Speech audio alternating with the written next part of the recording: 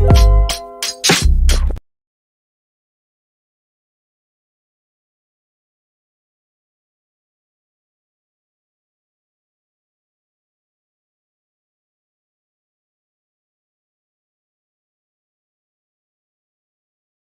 right. Oh, there we go. Absolutely. Absolutely. We in here. We are in here. JT, What We Know podcast. Rocking on another What We Know Wednesday. Man, I was kind of rushing trying to get over here to this spot, man. I welcome everybody here to What We Know Wednesdays with JT on What We Know podcast and on the Black Man Unfiltered network. Welcome everybody from coming in here. I had a great week so far. It is Wednesday, it's hump day. I hope everybody is enjoying their hump day. Man, this shit is gonna be wild. I got a couple of videos I'm gonna be showing y'all, and we gonna be talking about some shit. Y'all definitely know I got to rock hard on what we've been seeing this week when it comes down to these comedians out here trying to bang on each other. You dig what I'm saying? What's up? Do Better podcast. What's going on, my boy? What's popping with you? What's going on with you, homie? Glad you came over this way, man, to check us out, man, over here. What We Know. That's my man. 313. Stand up. You dig? You know?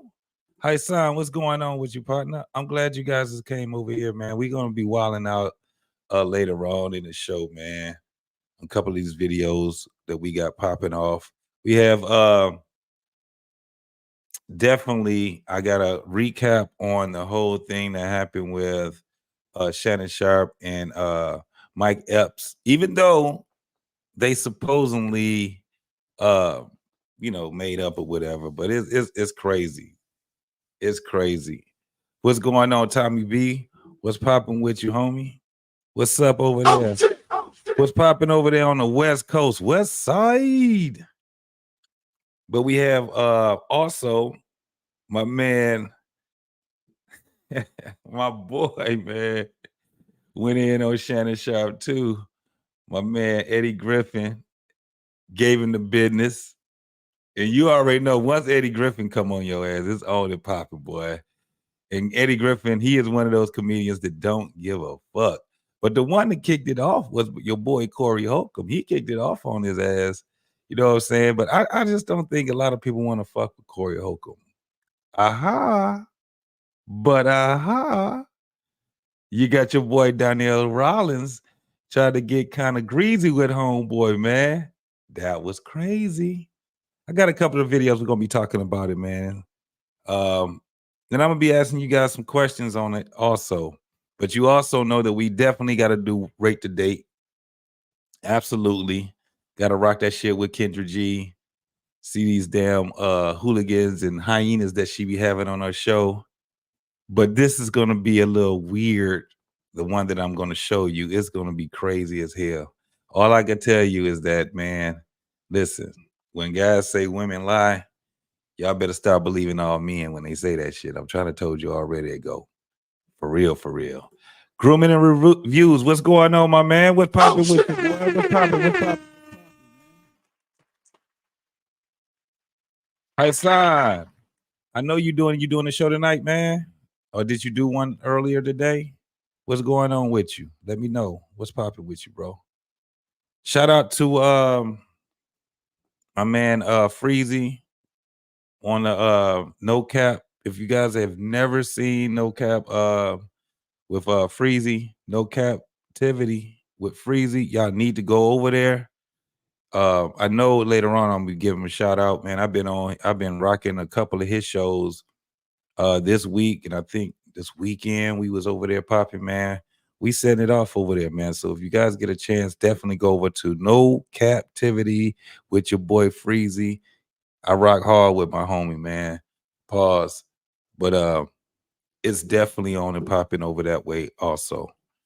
But again, I'm gonna be doing these videos, man. But I do want to know if you guys seen the one with Eddie Griffin going in on Shannon Sharp, and if you think that Shannon Sharp was butt hurt and he's kind of soft as tissue right now because you know you got comedians talking about you. I mean, what do you expect? You know what I'm saying? It's been really fucked up in the comedy world, man. It's been real fucked up in the comedy world. You had my man. I was gonna do the video with him, but that shit is too controversial. My man, shout out to um the homie over there, Information Man. He did a video on that, and yeah, it was people they was split on what they thought about it. As far as like him going hard on George Floyd, and he made a joke saying that, I guess when he was talking to a heckler or something like that, and he said, "You the reason why people will the cops kneeled on George Floyd's neck," or some shit like that that he was saying. And he said, "Shit, I wouldn't have kneeled on his neck. I would have shot the nigga." And that was a big ass uproar. Which it just brings me to the question of, is comedy to a point now where you know there's a border, certain shit you should not be joking about? Is it? I mean, you guys tell me. Or should it be, once a joke is a joke? It is what it is. If it's funny, it's funny. If it's not, it's not. What's going on, beautifully animated? What's popping with you, girl? With the blue hearts. Love you, love you, love you. My man, Tommy B said Shannon Sharp is sensitive as fuck. I agree, bro. I agree. He is entirely too sensitive. And it got to the point now where it's like Shannon Sharp talking about whooping somebody ass. Them niggas like, I'm not about to fight your big ass. Mike Ep told him, nigga, that's how this go. You can step to me if you want to, nigga. It's gonna be a little more than what you can bargain for, big man. Ain't nobody gonna fight that big motherfucker. And I didn't know Shannon Sharp was as big as he was.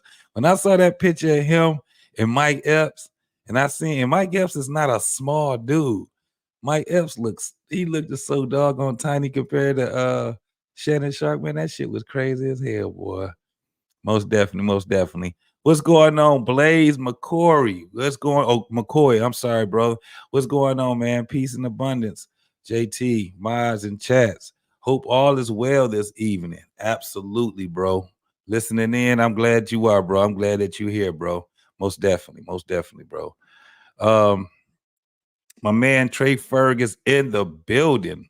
What's going on, boy? Trey, hey, anybody that want to come up later on, man, I'm definitely gonna be dropping a link for you guys to come up and kick it with your boy. Like I said, I told you guys yesterday, I'm not trying to have my shows too damn serious, because we be rocking all week, man, and sometimes we just gotta release, man. So tonight is gonna be just like last week. You know what I'm saying? We just gonna be up here kicking the shit, looking at some videos and having some fun, and then we gonna take our ass to bed. That's what we gonna do. I know my ass gotta get up at 6 o'clock so I can go and punch that clock again. You dig what I'm saying? Most definitely, most definitely. Beautiful Animated said, but it's very thin line that separates the two. Will you expound on that, beautifully animated? I want to know what's the thin line. I want to know what the thin line is, because it used to be at a point where a joke was a joke, and comedians didn't have to care about if you was gonna get offended or not. So I'm not a comedian, but I've never been offended because somebody told a joke about somebody that I liked. I just never been that type of a person. It is what it is. If I don't like you, if I don't like your comedy, I'm not just gonna look at it. I ain't gonna know that you really even exist. So I don't know. I mean, it used to be a joke as a joke, but I have no idea anymore, man. This world is fucked up. It is sensitive as hell. Blaze McCoy said the line gotta be drawn somewhere. The joke about George Floyd was out of pocket. A lot of people say that. Absolutely. A lot of people say that it was out of pocket. My man was he was definitely wrong for doing what he did. I don't know. I don't have a I'm still going over it in my head now. If George Floyd was my family, I definitely would take offense to it. But then I'll be contradicting myself when I say, a joke is a joke. I don't know. I don't know. I think the people that stood up to him, I think they were well in their rights to do what they had to do, walk out at the comedy club, heckle him, or whatever it was that they did. It is what it is. That's one of my things. I'm like, you go and you say the joke, cool. You know what I'm saying? But there's consequences that can come behind that also, man. So I don't have, I guess probably at the end of this show, I may have a solid opinion about, what I'm saying, what that was. But I respect everybody's opinion, especially the ones that just say, it's a line to be drawn when it comes down to that. My boy Trucker, yeah, what's going on with you, boy? Trucker say, yo, I was in the wrong chat. What chat was you in, homie? It don't matter which one that you're on, bro. No, I saw you. You was good. You was on I see all of the uh the chats, bro. They in the line. So um whether you're on What We Know podcast or you're on Black Man Unfiltered, we'll see you. No doubt about it. You still be seen, homie. But I'm glad that you here, my boy. I'm glad that you here. Everybody, I'm glad that y'all is here. And I also want to give a big happy birthday to my girl, Lady Lavore. Miss Lady Lavore. Happy birthday. If you guys can help me and join me in giving her wishes, her birthday wishes, her happy 18th birthday to Lady Lavore. That's you. My girl. I'm glad that you're here. That's the super mind right there. She supports everybody, man. She be all in these YouTube streets, bro. Definitely in these YouTube streets. So I am going to start the video and I'm gonna start out. I'm not gonna do this is what I'm not gonna do. I have the Darnell Rawlings, Corey Holcomb. I'm only gonna show the video of them going back and forth. Corey Holcomb this morning, not this morning. I watched it this morning, but last night, Corey at his show, the 5150. Matter of fact, is one of my favorite YouTube shows. It's been my favorite for a very long time. And he went on there wilding like a motherfucker, like he normally do. But I like Corey as a comedian. I think the dude, when it comes down to it, if some people just ain't, they just ain't got the stomach to deal with Corey's comedy, and that's fine. That's cool. But me myself, I've probably been to about 8 or 9 of his shows. Every time he's been either here in the Metro Detroit area, or in Chicago, or in Ohio. Petersburg, and it's another city where he goes to also. But I know in Petersburg, that's the Funny Bone is there. Toledo or whatever you want to call it, but it's Petersburg. And I've seen him a couple of times, man, along with a couple of other videos. But yeah, I'm gonna show that also. But the first one I want to show, and I want to talk to you folks about it, is do you guys think that the homie Mike Epps was wrong for making a joke about Shannon Sharp being zesty, gay, or fruity, or whatever the hell you want to say? Do you guys think he was wrong on that? We're gonna talk about it tonight. We definitely gonna talk about it. Also, after the Mike Epps hookup, the latest one was your boy.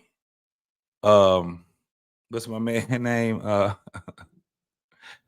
Griffith, my man. He went and he doubled down on it. I didn't have the video of Corey doing it. Corey, he be having long soliloquies, man, on this show. You just have to go to the show and you have to see it. But I do have the whole thing with Corey and Darnell. You dig? Um, so let me get these shout outs right quick. And don't forget, folks, hold on. Let me go ahead and put this on here too. I can't. If you can, please, if you're for on the What We Know podcast, if you like the content, please donate super chat via super chat. If you like what you see over here on the Black Man Unfiltered, please drop my man a cash app.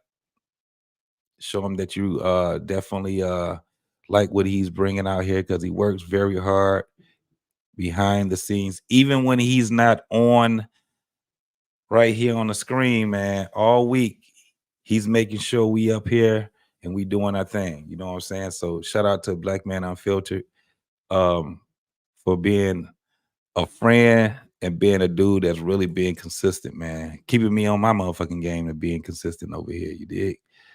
But yeah, if you can, the Cash App is scrolling down. $ Black Man Unfiltered. And we really will appreciate that. My man Andre Terry, what's going on with you, partner? What's popping? Andre Terry says a joke is a joke, but you can't get mad if people get offended or they walk out. No one makes jokes about the Holocaust or 9/11. It's low-hanging fruit, and no one respects that bullshit. I gotta agree with you, homie. I gotta agree with you, bro. Most definitely.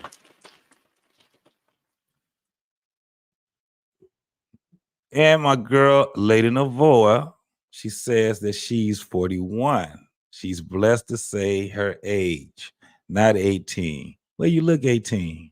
Don't be hollering at me, girl, woman. But thanks. You so sweet, Lady Navoa. If you want, let me see. If you want to show your girl some optional, thank you.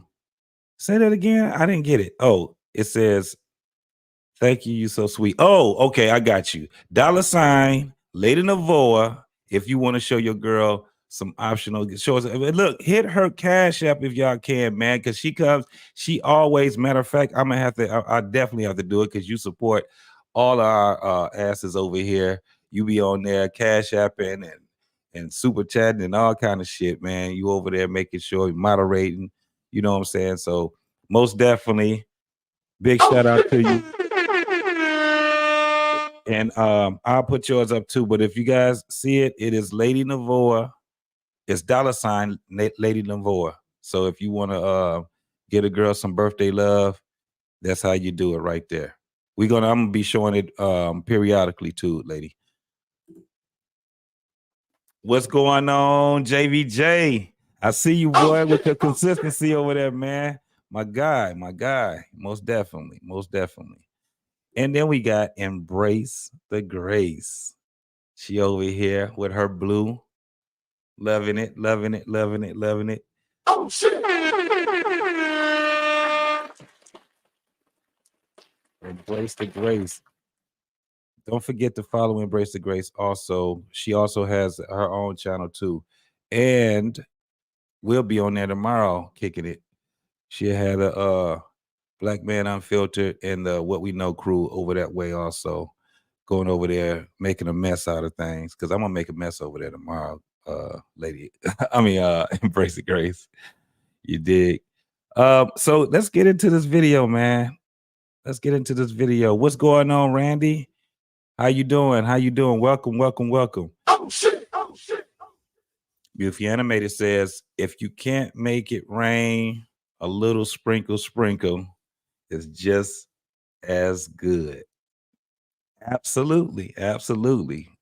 Do something, donate something, do something, y'all. Do something. So let's go ahead and let's get in here, man. The first thing I'm gonna do is we're gonna recap with the whole thing with your boy Mike Epps. talking that shit about Shannon Sharpe. And then we have your boy Eddie Griffin also. So let's just start with the Mike Epps first. Nigga Shannon Sharpe called me trying to do an interview. I said, no, Medea, I ain't doing no interview. So you can sit across from me and look at my balls. I'll sit down, nigga. I thought he was gonna attack Cat, that nigga there. Nigga shit is called Shay Shay. The nigga's telling you. Put a wig on that nigga, tell me if that ain't motherfucking Medea. Absolutely, Hassan. Hey, if you guys got it, look, if we got some moderators in there that's on there, can you drop these folks links also over here? I really appreciate it. Subscribe to Hassan Tahiri. He's another one that comes over, man. He supports a lot of people over this way, man. Or all through the YouTube, these YouTube streets. You dig? Sister, nigga. They exposing every motherfucking body. They got TD Jakes fucked up. Now that's fucked up. All that money that nigga done got from God, and they done came out on him. I knew he wasn't protected by God because I went to his house one time. I did a movie called Sparkle. He was the producer. He invited everybody to the house. And the nigga's house looked like heaven. It's sitting on top of a mountain. When the gates open up real slow and you have to drive up there, I said, man, this nigga's house built like heaven. You drive up there. But what threw me off was, it was some fucking security guards up there with machine guns. I said, what the fuck? First thing I said, where's the faith?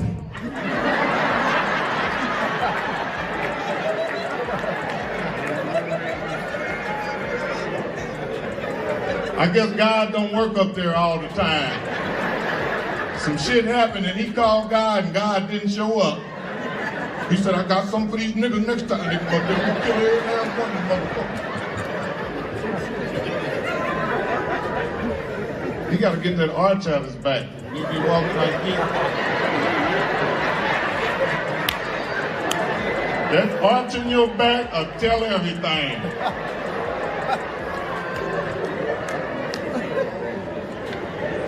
Let me chill out before the A, B, C, D, E, F, G, H, I, J, K, elemental P community come out. They took all the letters.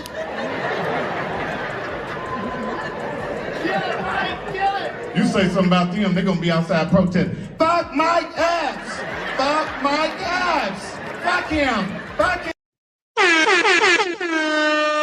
So the thing was with that, and that was the other one. I didn't get the prolonged one.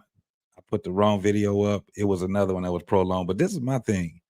When he did his stand-up, man, he was kind of like going in on a lot of other people. That was what was crazy. It's like that with the stand-up, but you know, once you get somebody to horn in on just that one little piece, that one little segment, because he went in on TD Jakes probably longer than he did Shannon Sharpe. But I have to say this. That damn Shay Shay, I don't know what made him call himself. I thought it was just me at first. I was just like, okay, well, this nigga, why is he calling himself Shay Shay? You a grown-ass man, nigga. That's like, you know, doing the nay-nay and you a grown-ass man. Remember when all them grown-ass men was doing the nay-nay? This nigga call himself Shay Shay. What the fuck? Shut it. It's some crazy ass shit. But from there, you know, he talking about he was gonna come see old boy and all kind of shit. And it's like, what the fuck is you talking about, Shannon? What we talking about, nigga? It ain't nobody trying to fight your ass. Shay Shay, nobody trying to fight your ass. But I want to see him pull the same shit on this nigga right here. Mr. Potato Head. I said, no, cat. Then he said, what he say? Cedric looked like a walrus, nigga. Said, I'm like, no, nigga, no. Nigga, he got Ricky Smiley so good. Ricky Smiley got on the internet making tea and started crying and disappeared. Ain't nobody seen you since, nigga. He ain't did no more posts. He just... Wait, black man, you said Ray Lewis gave him that name when he was with the Ravens? I didn't know that shit, and he just kept it, huh? I would have cussed Ray Lewis ass out. I'm not gonna be no goddamn Shay Shay, nigga. That sound like a little 4-year-old girl, nigga. Disappeared. I called Cat on the phone. I said, nigga, you better be on the lookout for Smiley. That nigga wants to come smiling. Quiet wants the one to get you. He's smiling, nigga. And I said he might show up with a dress on. He did do your boy wrong, man. I don't know what happened. I guess Ricky Smiley was just like, he was just outdone when Cat called him out. And I don't know anybody that don't like Ricky Smiley. But see, when you got somebody like Eddie Griffin, man, Eddie Griffin, that's what make him a great comedian, because this motherfucker is 100% just, his comedy ain't like nobody else's comedy, bro. But what made me follow Eddie Griffin was when he did the Jesus joke. Like the first couple of times I seen him do that Jesus joke, man, that shit was funny as hell. The Moses, the Jesus, it was the whole Bible shit that he did, man. But yeah, you had Eddie's always been that type of dude. But yeah, he kind of went in on and it's just jokes. I didn't understand why your boy Shannon was so bad. But let's keep it going, man. Let's keep it going. Me and Cat, the last two that ain't worn a dress, nigga. I called that nigga. I said, nigga, let's do the non-wearing a dress tour. That be hot like a And Club Shay Shay. Yeah, Shay Shay. Gay. I don't give a that nigga gay, nigga. That nigga sitting there with them ass pants on, with his balls all up in Cat's face. And the Cat kept looking the other way.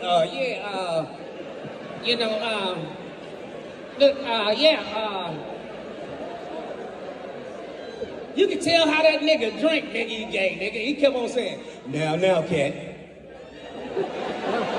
That's lips, nigga.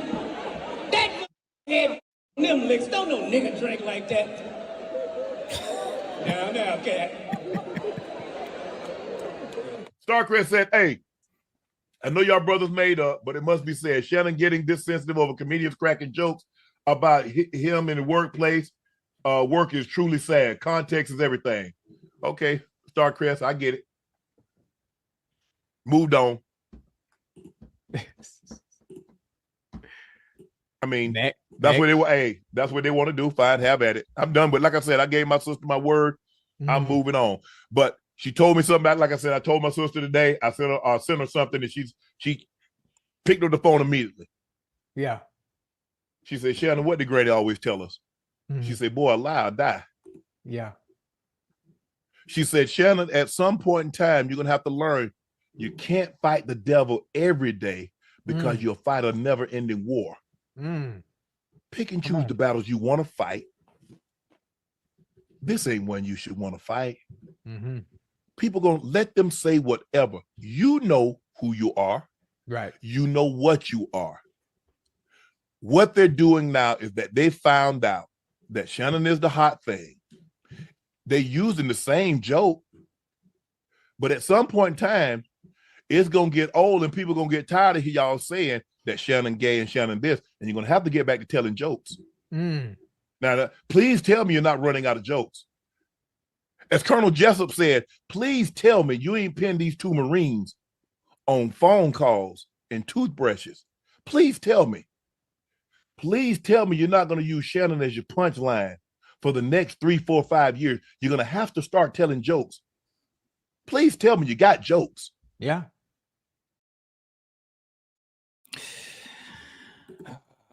I didn't really like that comeback, man. And I don't know what to say to your boy, man. Respond, don't respond, or whatever. It's definitely getting to him. That shit got up under his skin, and I think it's just gonna constantly get up under his skin because this shit is crazy, man. This shit is ridiculous. So, hey guys, I just put the link in the chat. If you want to come up, make sure you come up. Make sure your mic is working, and we'll definitely get you up here so you can give your own take on whatever it is that you see here on this channel on What We Know and Black Man Unfiltered. Blaze McCoy say, I mean, Mike Epps was known as Day Day, but it was in the movie. Day Day ain't like Shay Shay. I done met some Day Days before, and I ain't never met a dude named Shay Shay. I ain't never seen that. He did. So I don't know. And then that was a character. Day Day was a character. Shay Shay is who he say he is on his show. I don't know. That shit don't seem it ain't the same. Don't have the same validity, dog. It just does not. But Clement, I had to see yours. What's going on, Clement, man? What's popping with you, homie? What's going on? He said Eddie Griffin ended up apologies. He apologized? You have to send me the link where he apologized, bro. I've never known Eddie Griffin to apologize. Nobody for telling a fucking joke ever. Ever. He was one of the last ones to say he just won't do it. You know what I'm saying? So you're gonna have to definitely show me some evidence on that shit, bro. Maybe you're right. Shit, niggas are getting old. Don't nobody want to fight when you damn near 60 or 60. I think Eddie is 60. Over 60 right now. Randy said, I'm well. Oh, you talking to somebody else. You ain't talking to me, Randy. Let me get the hell out of here with that. Who you talking about, Lady Navoy, his clothes? Oh, you talking about Shay Shay? You talking about Shay Shay? Hell yeah. His goddamn shit be tighter than a motherfucker. Most definitely. But let me bring the fellas up here. I got two guys back here. My man Tommy, my man Trey Ferg in the building. What's going on, fellas? You saying a bit, dog? Bro. Trey Ferg, the OG. What's popping, man? Appreciate you, man. What's up, JT? What's up, Tommy B? What's that, Trey? JT, everywhere you go, man, you be cutting up, man. Oh yeah, I be making a mess of some shit sometimes, dog. I ain't gonna lie. Sometimes, dog. Sometimes I just stay quiet, you know. You did. Tommy B, what's up, boy? What's popping with you, player? Big dog. That boy got that phone call from Indiana and found out it wasn't as sweet as he thought it was gonna be. Who I don't know if too many people know. Mike Epps fucking real niggas. And I mean everywhere he go. Like yes. I know at least when he come to the town, he fucking with like niggas that's on the soil. It ain't like no, Hollywood shit. So I already know what it is in that town. If Shannon would have went out there thinking it was gonna be a one-on-one, he'd have some new shit coming to him. Yeah, and I don't even know if you caught the shit with Mace, but Mace kind of violated the nigga because him and Cam kind of had a couple of laughs about the situation. Mm-hmm. Oh, did you? I think he. Oh, shit. My shit going in and out. So he came in Mace saying, you want to be a pastor, you want to be a gangster, all this shit, and call him roly poly. And Mace just explained to him, he said, first of all, you ain't come and Skip with that action. Skip disrespect you to your face. He said, how come when these black men are cracking jokes, you trying to pull up and you got all this aggression? This man disrespected you to your face. You ain't have a damn thing to say to him. Matter of fact, and this was a joke that Mace killed him with. He said, the man told you to put your glasses on, Shannon, and you put your glasses on. So he said, so put your glasses on, Shannon, and leave me alone, because I'm not the one. But damn, wait, this was Mike Epps that said that? No. This was Mace. Yeah, because Mace said what Mace got frustrated with was he like, wait a minute, Cam was sitting there laughing with me. You didn't say nothing about Cam, but you came to me. So he said, so I'm thinking you thinking that Cam is the only one that's about that up here. Nah, bro, I'm really about that. And I think what Shannon need to understand is, first of all, I don't give a fuck what niggas feel about it. Ain't nobody fighting your big ass. Period, point blank. Don't do it. Nah. What I tell Mandrell all the time, you lifting all them weights just to get hit with this phone. Nobody wrestling you niggas. I'm cool. Ain't nobody about to do it, bro. Period. But second of all, if you're the hot topic or something like that, it's just what comes with it. Yeah. So it's like it's just hilarious how like you're in this position and you don't seem to understand what comes with it. You got the clout, so people gonna clout chase, and you're just ahead of the subject, so that naturally makes you in the space where you're gonna be the headlight of comedians. Like that's what comedians do. They make jokes off of trending topics. You're the trending topic. Third of all, you was running around with one of the people from that community everywhere. Yeah, you had yourself open up like for that one of the shit. people from the community. Right. So it's like you was an easy joke, dog. Well, like, what did you expect? Look how many years motherfuckers are making jokes on motherfucking Michael Jackson. We got decades and decades and decades of jokes that was done on Michael Jackson. Prince too. Prince with the high heels, with the blouses, Mike, they was doing jokes on Mike until he died. Him and Prince until they both died. Shit. They were doing skits on those guys. It wasn't just a joke. They would actually put on the uniform and act out skits. Yes, sir.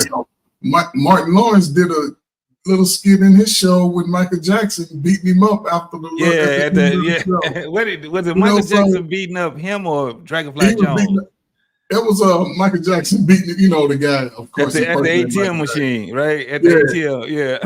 So, this just goes to the time of where we are, how sensitive these type of topics can be. But like Tommy B said, when you at the top, you're going to get nitpicked for a while. You there. Yeah. And this is what people do. Unfortunately, we laugh at our pain. You know what I'm saying? And, it's just, I don't know, is it right? I told you I haven't came to the conclusion of I don't have a conclusion right now. It's just because times have changed, and it seemed like it's like it's the end of that era of a joke is a joke now. It's like everybody laughs until it's them. And don't make it personal. I mean, don't make it outside of me. You can attack me with it all day. That's as far as it goes. Don't put it on people in my family. You know what I'm saying? Don't do that. You can keep it to me. And I think even with Shannon Sharpe, it was his, what is it called? The person that was actually picking out his clothes. That was Hollywood.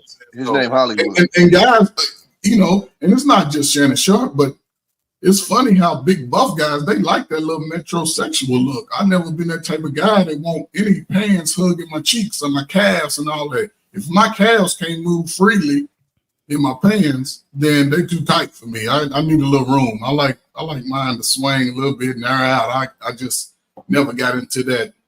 I'm gonna be tight t-shirt, shirt, pants, socks, everything is I never embraced that style. My grandfather didn't dress like it, so I don't know. Yeah, big ass say, come on, JT, don't care about anyone's size. When it's time, it's time. No doubt. When it's time, it's time.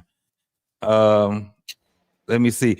Oh, so Clement, you said check out Comedy Hype. The only thing is about Comedy Hype, if they ain't got video, I don't really, it's like, okay, because they always say what a person says and all this stuff. So I mean, it is what it is. So apparently Eddie Griffin reposted an article saying that he apologized to Shannon Sharpe, and Comedy Hype basically posted that on the show. Oh, they posted something that he wrote. That okay. Well, no. Right. So on his Instagram stories, he reposted a story that somebody said about him apologizing to Shannon Sharpe. Okay. So I just went to his Instagram. He don't have any stories, so maybe it happened a couple of days ago. But apparently Eddie Griffin reposted article where somebody was talking about how he apologized to Shannon Sharpe. Absolutely. And it was on Eddie Griffin's personal Instagram. Oh, okay. So I guess that's what they're saying was an apology. When I Google it, though, don't nothing come up about an apology. Yeah, Somebody gonna catch the story there. It's gonna come because I didn't hear anything about it myself. What's going on, Anissa? What did you? She was saying because I'm a little bit behind. You said he just said that. I don't know. I'm a little bit behind, but I welcome you over here at the What We Know podcast and the Black Man Unfiltered. We got my boy, Information Man, in the building. What's going on with you, partner? Hey, how you doing, man? All right. Yeah, I just think I think the difference today is that people told jokes in the past, but what's happening today is that a lot of people are getting personal with the things that they're saying. And I think really what's going on is that we're living in the era of gaslighting, or should I say trolling. Let's just be honest. Nobody was thinking about Eddie Griffin. I mean, he's a good comedian. I've seen him live, but nobody was thinking about him. And it's funny how when Comedy Hype made this statement that he had given an apology, they also made reference to the fact that he's promoting something else. He's promoting a website that he's a part of. So it's kind of funny how him. See, I think we're being trolled, everybody. Think about it. Mike Epps gets on his social media, starts talking about Shannon, no matter how you think about him, gets kind of personal. They make this back and forth like they're gonna have a fight. They're not gonna have a fight. Next thing you know, after they said all of this, now they in a photo together, all buddied up. Mm-hmm. So you got to remember what you're dealing with. You're dealing with entertainers, man. You're dealing with people that want to get a buzz. They want to bring attention to them. And we know that nobody was really talking about Shannon like this in the comedy world until he had Cat Williams on the show. And once they saw how that blew up with all the views, everybody got all caught up with the pocket watching. Oh, he's got these views. Oh, what kind of check is he getting? Now, all of a sudden, Cat Williams exposed a few comedians. You got to remember, all these guys know each other. They all have a bond with each other one way or another. So some people didn't like what Cat Williams said, or some people didn't like the fact that Shannon got the shine off of it or what have you. No matter what you think about the dude, clothes that he wears, I really don't spend a lot of time worrying about what another man is wearing because I don't want to be with that man. So I don't waste my time and energy on what another man is doing unless it's having an impact on our community and other things like that. But Mike Epps is a good comedian as well. But I think this actually helps his brand, having this clash with Shannon. All of a sudden now they're buddy. Something about that seems a little fake to me. Then all of a sudden Eddie Griffin comes out of the woodworks, who we haven't heard from in God in a while. Now all of a sudden his name is buzzing through social media, and this project that he's involved in is getting some advertisement that came out of this beef that he had with Shannon. So we got to remember, we're not entertainers. We're not in the motion picture industry. We're not lights, camera, and action. These guys are. And they can play and manipulate and create social narratives that we as the everyday people will fall for, will fall sucker for. And you got to look at this. You got to use critical thinking. You got to look at this a little bit deeper than what you see on the surface. Why all of a sudden are these guys coming out the woodworks who really nobody's been talking about them? Let's be honest. I think one part I'm gonna disagree with you on is they've made jokes about Shay Shay. They just didn't go viral because they had no reason to go viral. They have a reason to go viral now because of the space where Club Shay Shay is. Number two, I think if you know Mike Epps, he's a goofy dude. So I don't think anything he said was personal with malice. He was cracking jokes. And so the funny part about what Shannon said, which he was flat out lying, was, well, I don't really care about the gay stuff. You call me gay. I'm talking about the lie. The little small lie he said was, you inboxed me asking for an interview. Who really gives a fuck if somebody lied about and it was on his asking him for an interview? But right, the and it funny was on his part is, stand up. He was it's a joke. Yeah. but the funny and that in facts makes the jokes funnier if you've been inboxing me for an interview. Yeah. The funny part about it is you say you don't care about the gay part, yet every comedian after has called you gay, you've literally went off on. So you don't care about them calling you gay, yet every comedian after that says something about you being funny, you went off on. So do you care or do you not? And now you got to call sisters and summon grandmas and stuff to understand how to deal with people cracking jokes on you. Mind you, this is the same person that'll tell you back in the day how we used to crack jokes on each other. Right. So it's like, what is, you don't get to get both sides of it. You don't get to go, I grew up cracking jokes on each other. And now when people start cracking jokes on you, on obvious stuff, you're running around with somebody from that community, blood going on vacations with this man. This ain't just like, no, oh, he just styling them and they going their separate ways. Right. Like they literally were traveling the country together. It literally looked like a couple. Yeah. Like on the under type shit. So again, like you said, information, man, look at the industry he's in. This is what they tend to mess around in.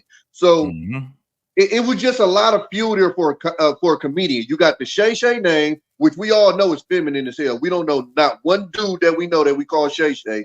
Anybody I've heard from called Shay Shay was a woman. So that was like strike one.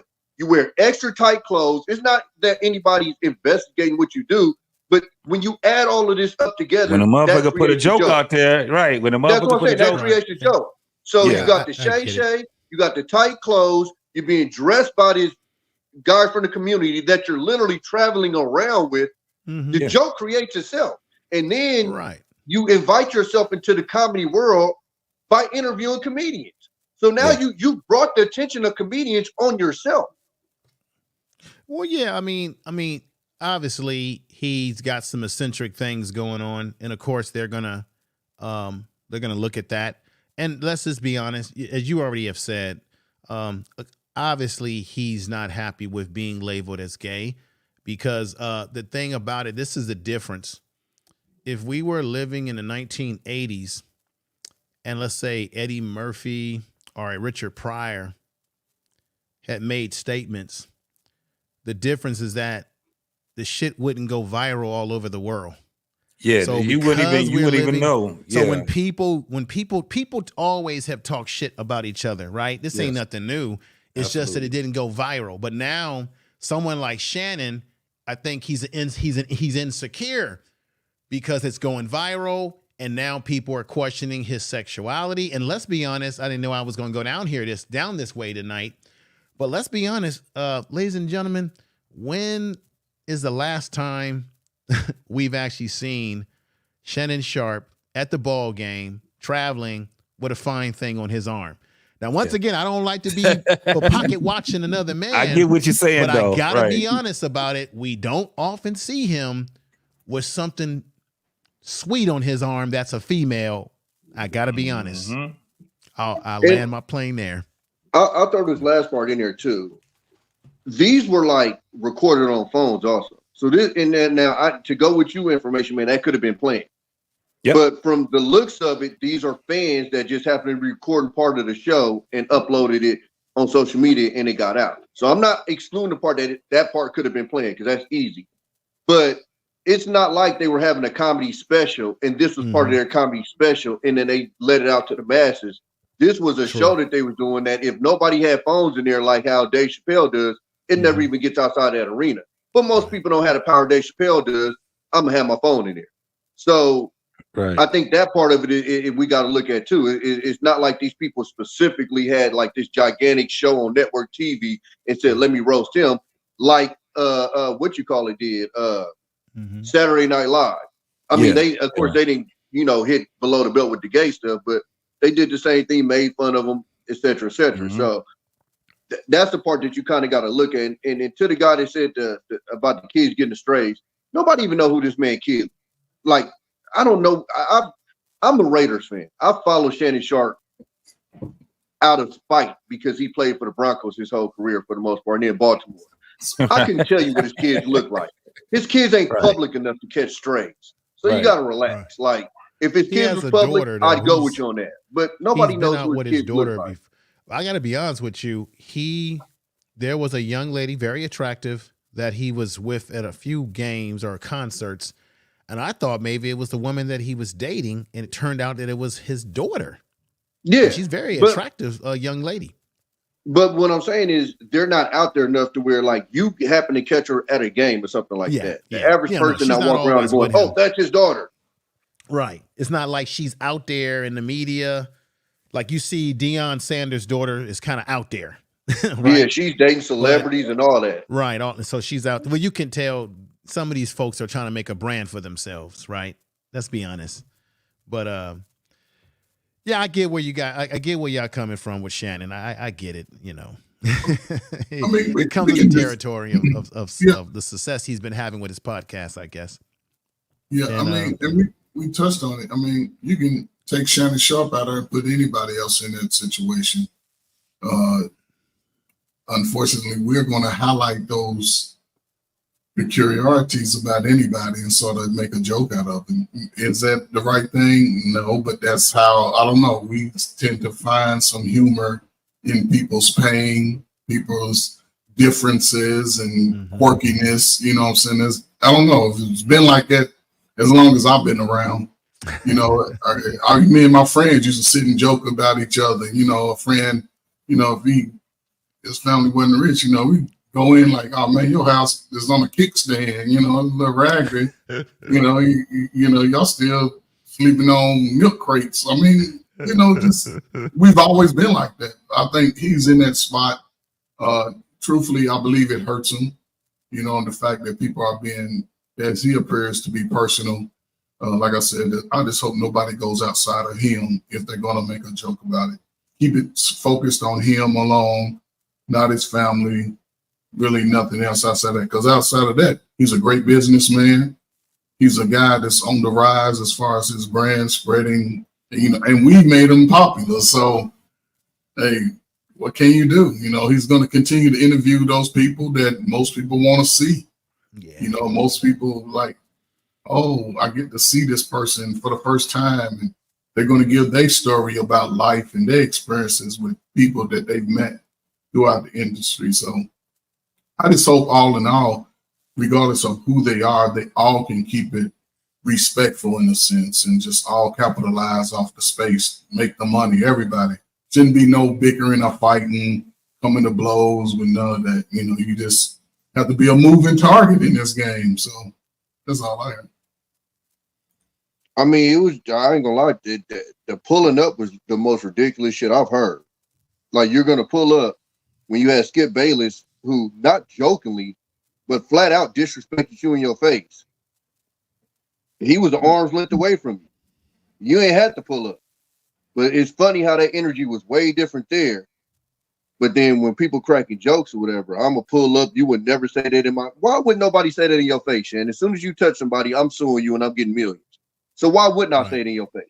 Now you're inviting people to say disrespectful shit in your face because now you're explaining what you're tending to do if they do said thing.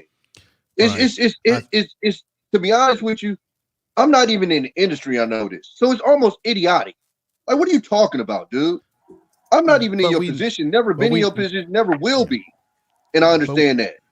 But we know that with the outlook of the fact that him and Mike Epps did that photo together, that all of that was a bunch of talk. Let's just be honest. Maybe he felt like he wanted to do something at the time, but at the end of the day, if Shannon was going to do something, he would have never took that photo with Mike Epps and did all this makeup. Like I said, again, these guys are entertainers. They probably are looking at how this is going to boost both their brand, their names, what have you.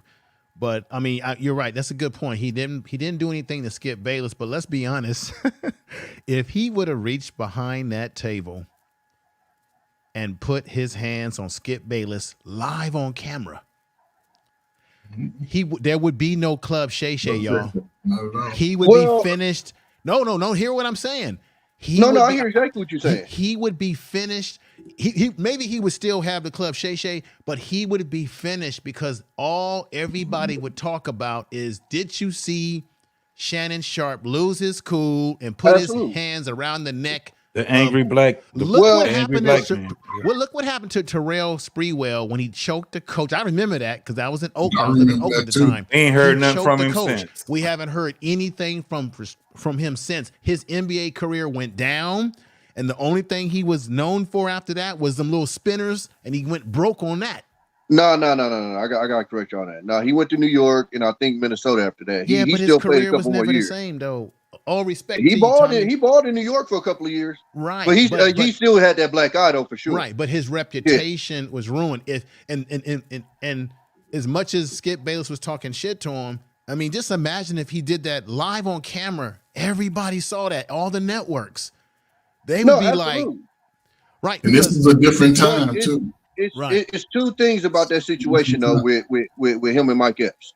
Number one, when he reacted, I don't think he understood that the next time you see this man, it's probably going to be in Indianapolis. That's his hometown. Mm-hmm. You ain't winning that, bro. I don't care how big you are.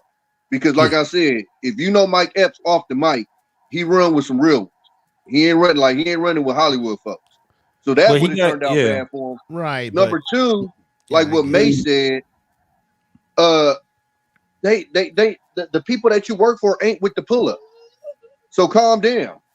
Like the people that you work for ain't for you promoting on TV that you're pulling up.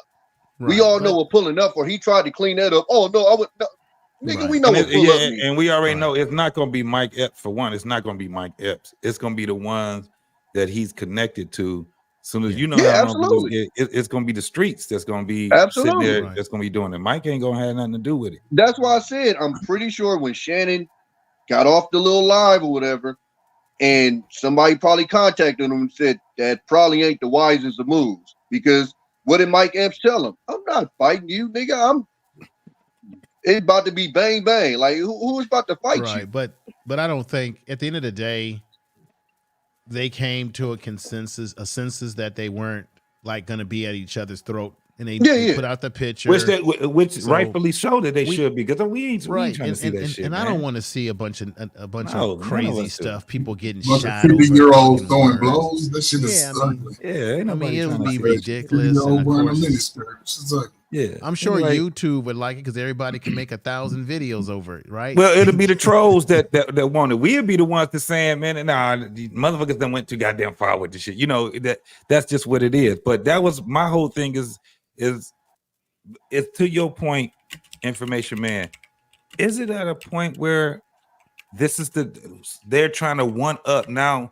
Since Cat Williams did what he did, you got people that's trying to one up each other based off of this whole thing. Because now I do have another video. I gotta say this. It's the one with Darnell Rollins and Corey Holcomb. The thing was that I knew it soon as I seen what happened with the two. Darnell Rollins was mad because of what Corey Holcomb said on his show about David Chappelle and probably some other people. Corey has always voiced his opinion about, whoever it is, good and bad.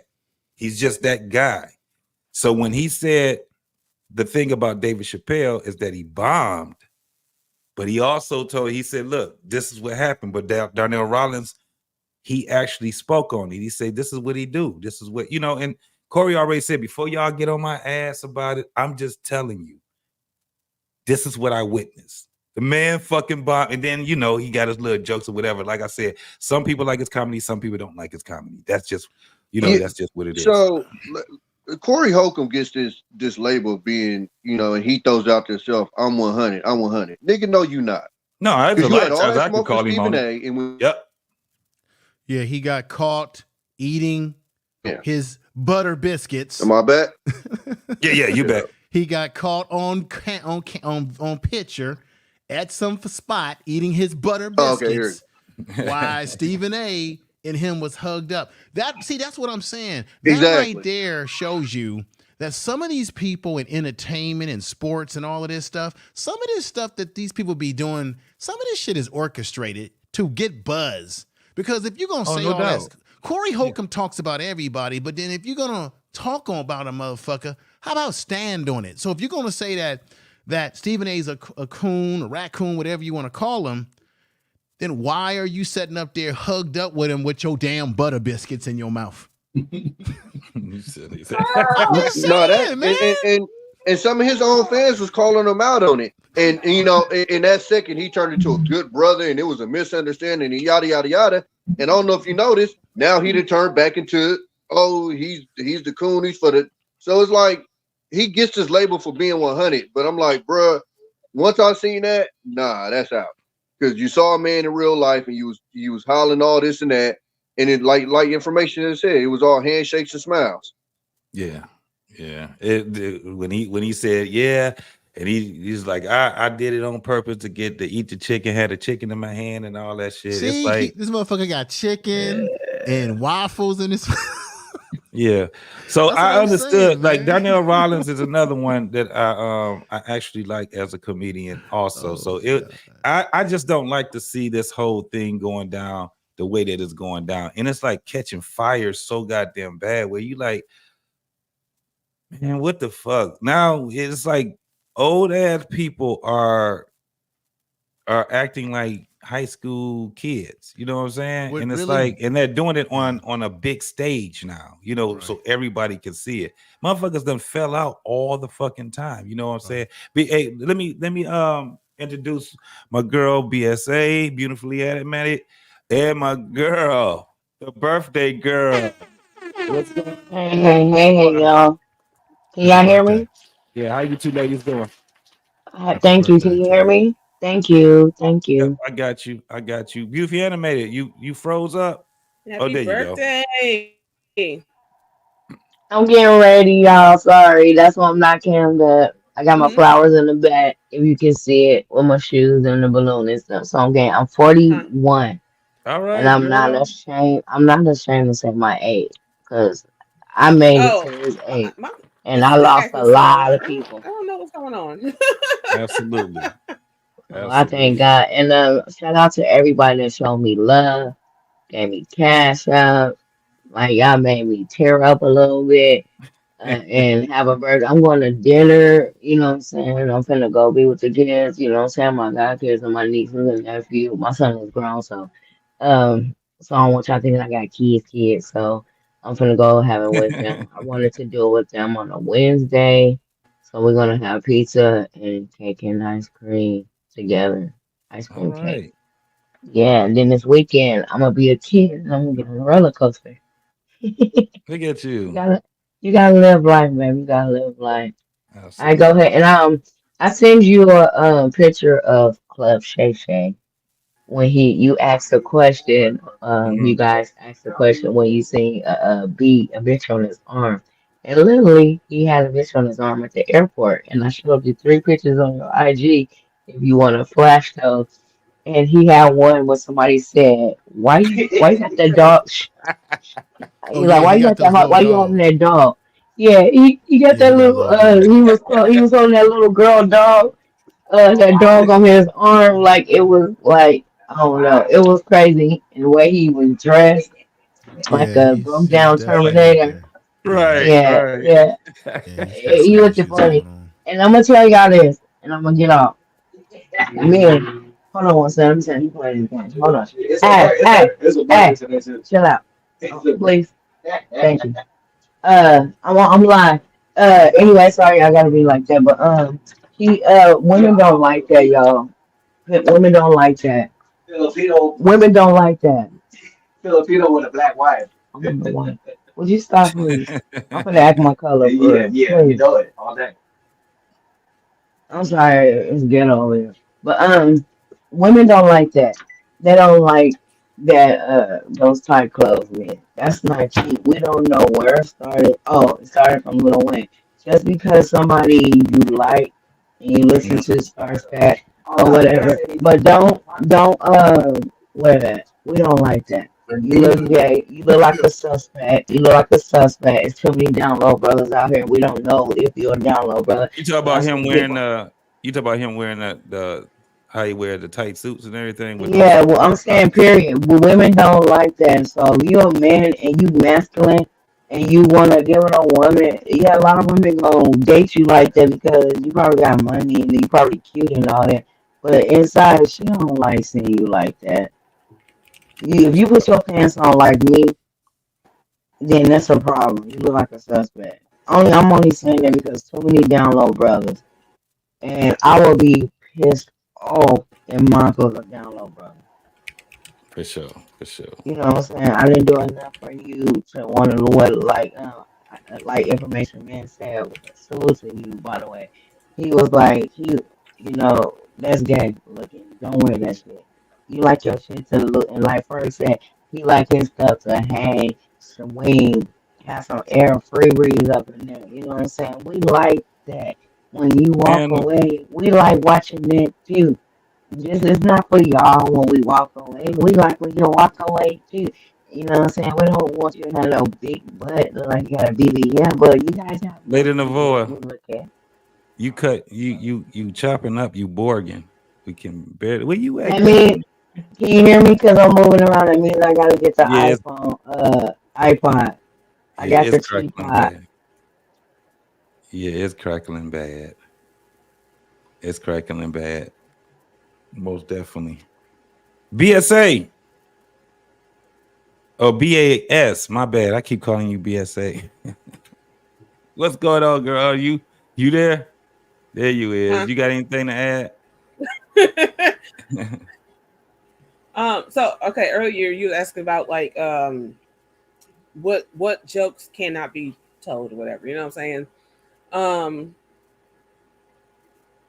Talks about school shootings, mass shootings, things of that nature, you know. Mm-hmm.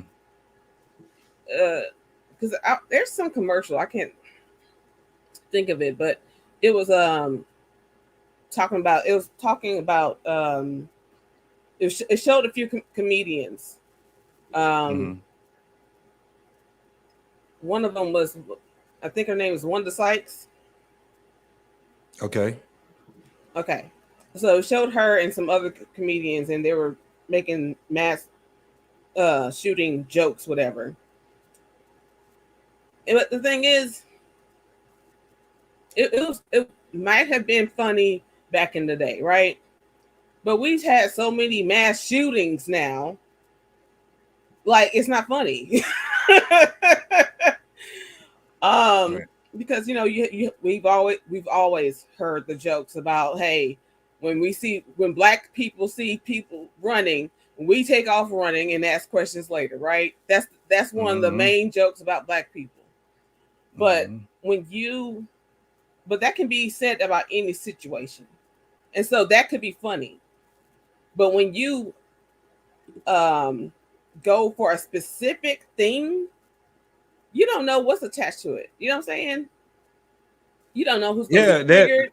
So that's what I'm saying in the world of comedy. Yeah. If they're going to, this is the thing. Are they going to adopt this new way of a joke is not a joke anymore? Because when you go to these comedy factories and you go to the Funny Bone and you got all these other comedy clubs, man, you hear all kind of different type of comedy, and a lot of comedians. You got those what they call dark comedians, man, and they will talk about any and everything. And one of the biggest things is, especially when they're trying new jokes and stuff like that, it's gonna come out, and they're gonna get. This is how you get the hecklers and stuff like that when you tell them. So my question would be to the comedy world: is it where they're gonna either say, nope, we got to adopt a new way because the world is a lot more sensitive now, or are they going to stay? We're going to stand on this hill and we die on this hill. I don't know. I know it's going to be a few comedians that'll do that, but I don't know if it's going to be where they're going to adopt a joke as a joke. If it's funny, it's funny no matter where it comes from. I have no idea. Let me just say this. I think the comedians that are the most talented, that can adapt, that can make people laugh in any kind of way, no matter what, those kind of comedians are going to always be successful. When you look at Dave Chappelle, he's a perfect example of someone that can adapt himself to the times that he lives in. Okay, believe it or not, what's going on is nothing new. You do know, as we already know, that Richard Pryor was very controversial in his day, and even he made a lot of jokes about white folks, everybody, right? Yeah. But he also educated you, right? Dick Gregory was one of the first to do political type comedy, right? Absolutely. But sometimes we forget that people like Richard Pryor or the Red Foxes of the world, they were criticized when they were at their top of the game. Heck yeah. Matter of fact, if you go back and look at Comedy Hype, and they interviewed the brother who played Lamont, and he said originally when they came up with the idea to do Sanford and Son, he said himself, nobody's gonna put Red Fox on a goddamn television show because he was too racy. And during that time, they didn't want to put racy people on TV. So people like Richard Pryor and Red Fox, they broke a lot of barriers, right? But let's really be honest about it. If Richard Pryor was live today, a Red Fox, all the classic guys were alive today doing really comedy that was really like in your face. What they did in their time would not work in today's politically correctness. They wouldn't work. Or they would be catching heat. They would catch heat. Because no doubt. No doubt. Yeah. Even Dave Chappelle catches some heat for things that he says, particularly about the gay community, right? And we know Richard Pryor made jokes about the gay community as well. Right. You know, and of course, so I think it's relative to the time that you live in, what type of pressure you get put on you. So if Richard Pryor was alive today doing what he did in his time, his shit would be all over social media, TikTok, Instagram. Look at what he said, right? Catching hell. Yeah. Let's be honest. We had people that they were pulling up old stuff and trying to cancel old stuff. I mean, you had Pepe Le Pew was canceled, and they were just pulling shit up from the past because they saying that Pepe Le Pew character was molesting females. Right. If you really look at Pepe Le Pew, when he would come on to the female species, he was basically a stalker. Yeah, but he forced himself on them. He was sexually harassing. But we watched it as a kid, and I didn't even look at it that way as a kid. Because you're a kid. Right. Yeah, the adults know better.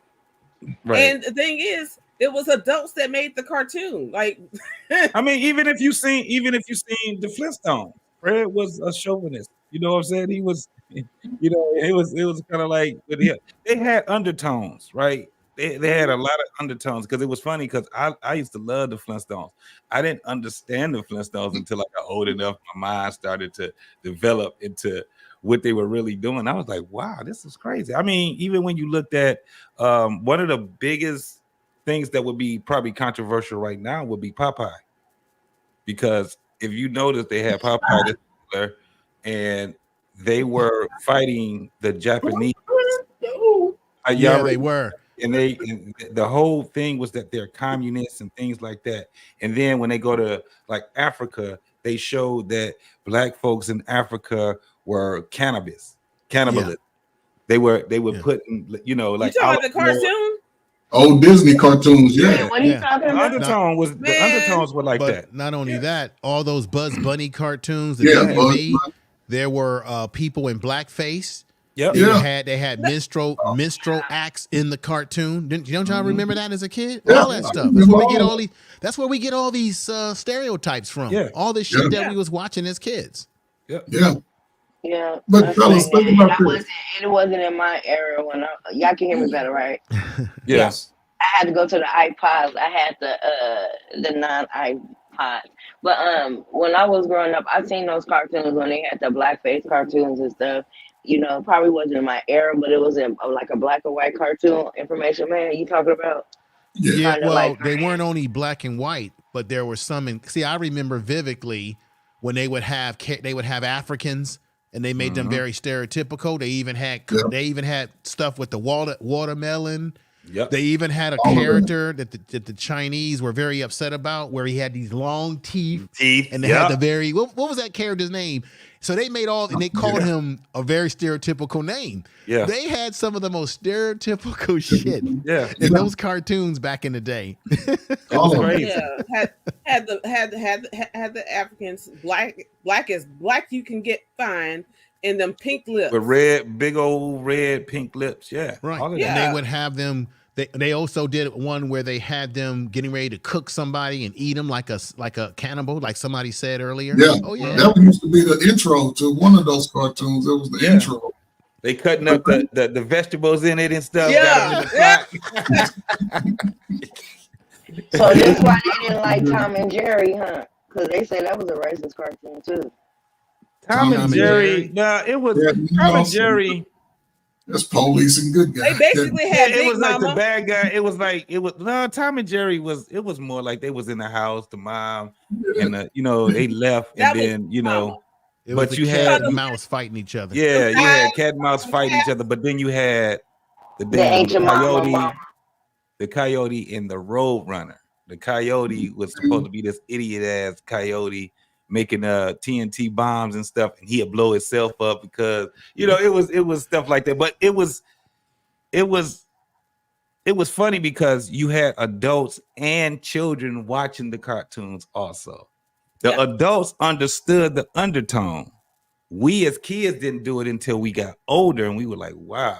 I was just glad that the cartoons were still out when I got older, because I was like, now I can see, now I can see what this stuff is. Yeah. They even did you remember Cab Calloway? Yeah. They did, I think on WB, I think it was Buzz Bunny.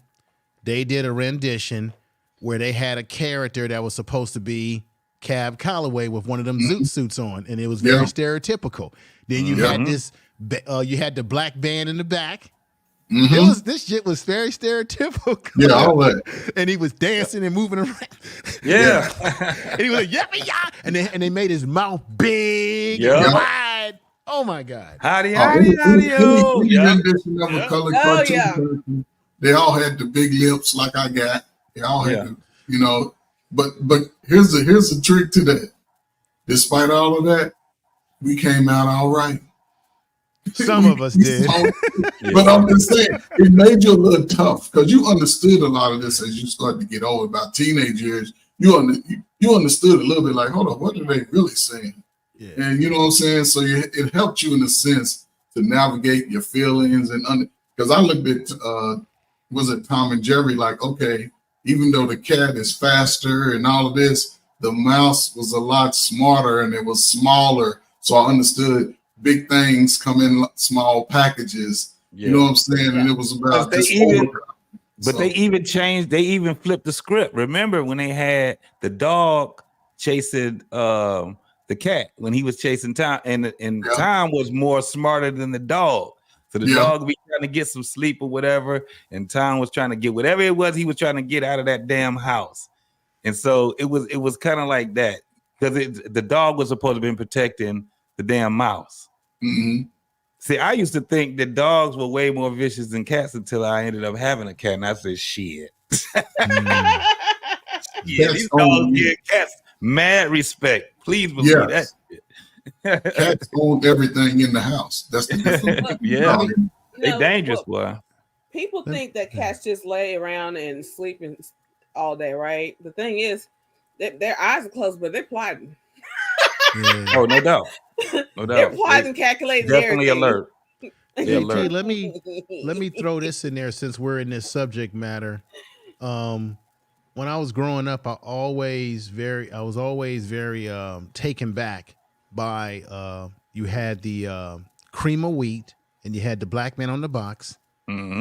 By the way, that black man that was on the box, he worked at a restaurant, and they took that picture of him without his permission, put him on the box, and his family or him. See, there's history with this. Yeah, they never got a royalty check, ever. This was just a black man doing a job. Yeah, and just imagine you're working somewhere, JT. Somebody takes a snapshot of you put your ass on a box that makes millions of dollars in sales, right, for a food product, and they never compensated you or your family or even asked you, hey, can we put your picture on the box and we'll give you a royalty? Nothing. Right. Wait, Nothing what box at we all. talking about? Yeah. And then, of course, you got Ain't Your Mama on the pancake box. And you remember how they went from her having the handkerchief to her the having head a wrap, perm? Yeah. I never understood why we even accepted that shit in terms of, okay, they gave her a perm. Don't you think it was something weird about the characters Very weird. of advertisement that they used where it was always a black person's face and they would always pick the most stereotypical image? But then they took her brand away after all that crap. They took her shit away and made it what? What's the new Ain't Your Mama syrup called? Yeah, they call it it's another name. It's because McNeil's, people I think the NAACP made them change it. Just like the NAACP, ask yourself, why do you not see Amos and Annie on television anymore? Like even in replays. Because the NAACP protested and said, we don't want this being played because it's stereotypical. And because I remember my mom, she brought the complete series on disc or cassette or something like that, right? And you can't go in the store and buy it unless you order it specially, and they won't play it on television anymore. At all. Because of NAACP. But yet, we got to be honest, that's the first show that actually did open up the door for black people into television and other entertainment areas. But it was stereotypical. Yes, it was. Oh yeah, it was definitely stereotypical. So I think the smoke just has to clear, and this is the thing. This is why people should fight. This is why people should protest, because that's what changes things up. It's probably the way that we do protest, but it still should be a protest. If we don't want things to happen, and we should learn from our past. Yeah, there should never be again. That's why you got people that will sue you in a minute. You take a picture and put their stuff on a label and shit like that if you want to now. You got people that's a lot more, they're more in the know. They understand. Right, but we have more rights than they had in the past. Meaning, you can absolutely. You can sue for image infringing, all that sort of stuff. But in those days, black people weren't even allowed to have a damn patent. That's black people were tired that every time they kept making it's one stepping stone you get over, and then they make another one. So we were happy when we got a chance to be, entertainers and things like that. But then we couldn't even go in a lot of these joints. We couldn't even go through the front door. We had to go through the kitchen. We didn't have a dressing room. We had to, you know what I'm saying? So which is why I have some respect for yes, sir. For Saint Natra. Because remember when Sammy couldn't go through the front doors in Las Vegas, Sinatra said, if you continue to do this, we won't play shit in this town. Yeah. And that's why the Rat Pack was, man, when I didn't really, my father used to like the Rat Pack. Yeah, that's your father's generation. Yeah, they used to like it. And I didn't have until I got older and I started saying, oh, these guys were very talented. And the most talented person in there was Sammy Davis Jr. That was crazy to see how he commanded an audience. And a lot of people didn't like him. A lot of people didn't like Sammy Davis Jr. Yeah. But I think those oh, go ahead. No, I just think that you can definitely see the big disconnect with the younger generation from those of us who were able to see those type of things that were going against us, and they don't really understand in a sense because, yes, today you can say that police do a lot, but before the 70s, really, you didn't just have to worry about the police because the police came to the community when it was something bigger than what we could handle. But man, we had to worry about the regular citizen. That was the most dangerous thing. You wouldn't go to none of these places. And that's the crazy. I don't think they really understand that how dangerous that was for us or anybody to be out when them street lights went out for real. Because those picnics that y'all going to every 4th of July and Labor Day and Memorial Day, it was called Pick a Nigga. And nigga that they picked was the nigga that was out there straggling the little two necks. So they was picnicking all right. So I just think we just gotta understand the whole dynamic. It's just not something new that we're fighting against. We've been fighting this. Our ancestors fought it. So we just gotta put that the past on time. Well, the history has to be. You can't forget, and that's one of the problems I have is when people try to get rid of history. You have to. People have to actually know, because we just going to keep repeating it, and it's really crazy now because you have a lot of people that are relaxed, right, on their thinking. They're relaxed because they think that it can never get to a point of anarchy. A lot of people don't believe it. Those will be the ones that'll be shocked when you have, because the thing is that you still have to be able to be ready to fight, whether it is intellectually, whether it is when you're talking political, when you're talking all these different things. That's why being here in America, we have to figure out a way to infiltrate Black folks, the system. That's we have to do it. And I don't have the answer to that, but I can tell you that that's the only way. You got to get it from the inside out. And if you got too many people that's too relaxed and everybody wants to be entertainers and or football players and basketball players, and no one wants to talk about, okay, how do we change laws, right? Or what is a law? Remember, we knew it as kids because they used to have school. What was it? Schoolyard Rock or yeah. And that I'm civics. A bill. I'm only a bill. If you listen to what he's saying, you be like, wow, this man is teaching us. Was it schoolyard or schoolhouse? But I know what you're talking about. Schoolhouse Rock. Yeah. And you knew that. That's how I knew. I was like, well, I just remembered the song. And they were like, well, before it becomes law, what is it? You're like, oh, it's a bill.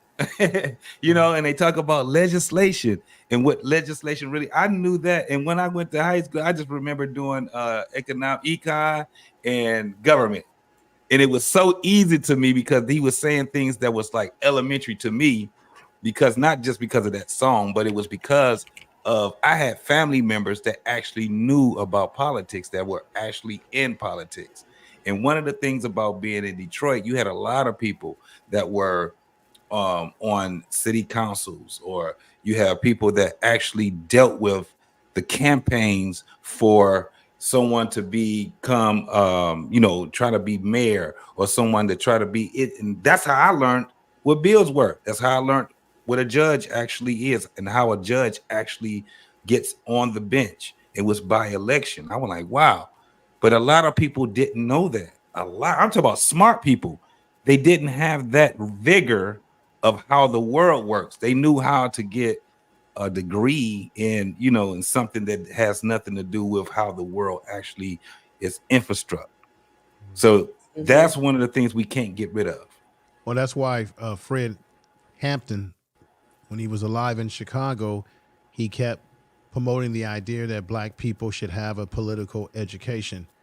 Yes. Because everything starts at politics. Politics determines how far they bury you. I mean, literally everything, right? I'm gonna get ready to drop off, but I wanted to bring this up to everybody. If you have not seen it or read the book, I would suggest you do. You said something about we should infiltrate, right? How many of you have either seen the movie or read the book, The Spook That's Set Next to the Door? I've heard about it. I've never read the book, though. I heard about it. That should be a mandatory read or movie to watch for every single Black person. Hold on, Not to tell the whole story, but I'll give you a breakdown. It's very simple. It's a Black man who came from the community. I think he came from Harlem, New York. He went to school, got his education. He joined the CIA. And what he did is he played he acted like he was a Clarence Thomas type of Black man. So he acted like he was a coon, like he was a sellout, but he never was selling out. He simply was playing the role to get into the get himself entangled into the power. He learned all the techniques of the CIA, all the techniques, and then what he did is he went back to the community and he trained all the brothers and sisters in the community, all the techniques of the CIA, how they watch you, how they spy on you. He trained them in everything: explosives, intelligence gathering, everything, right? Wow.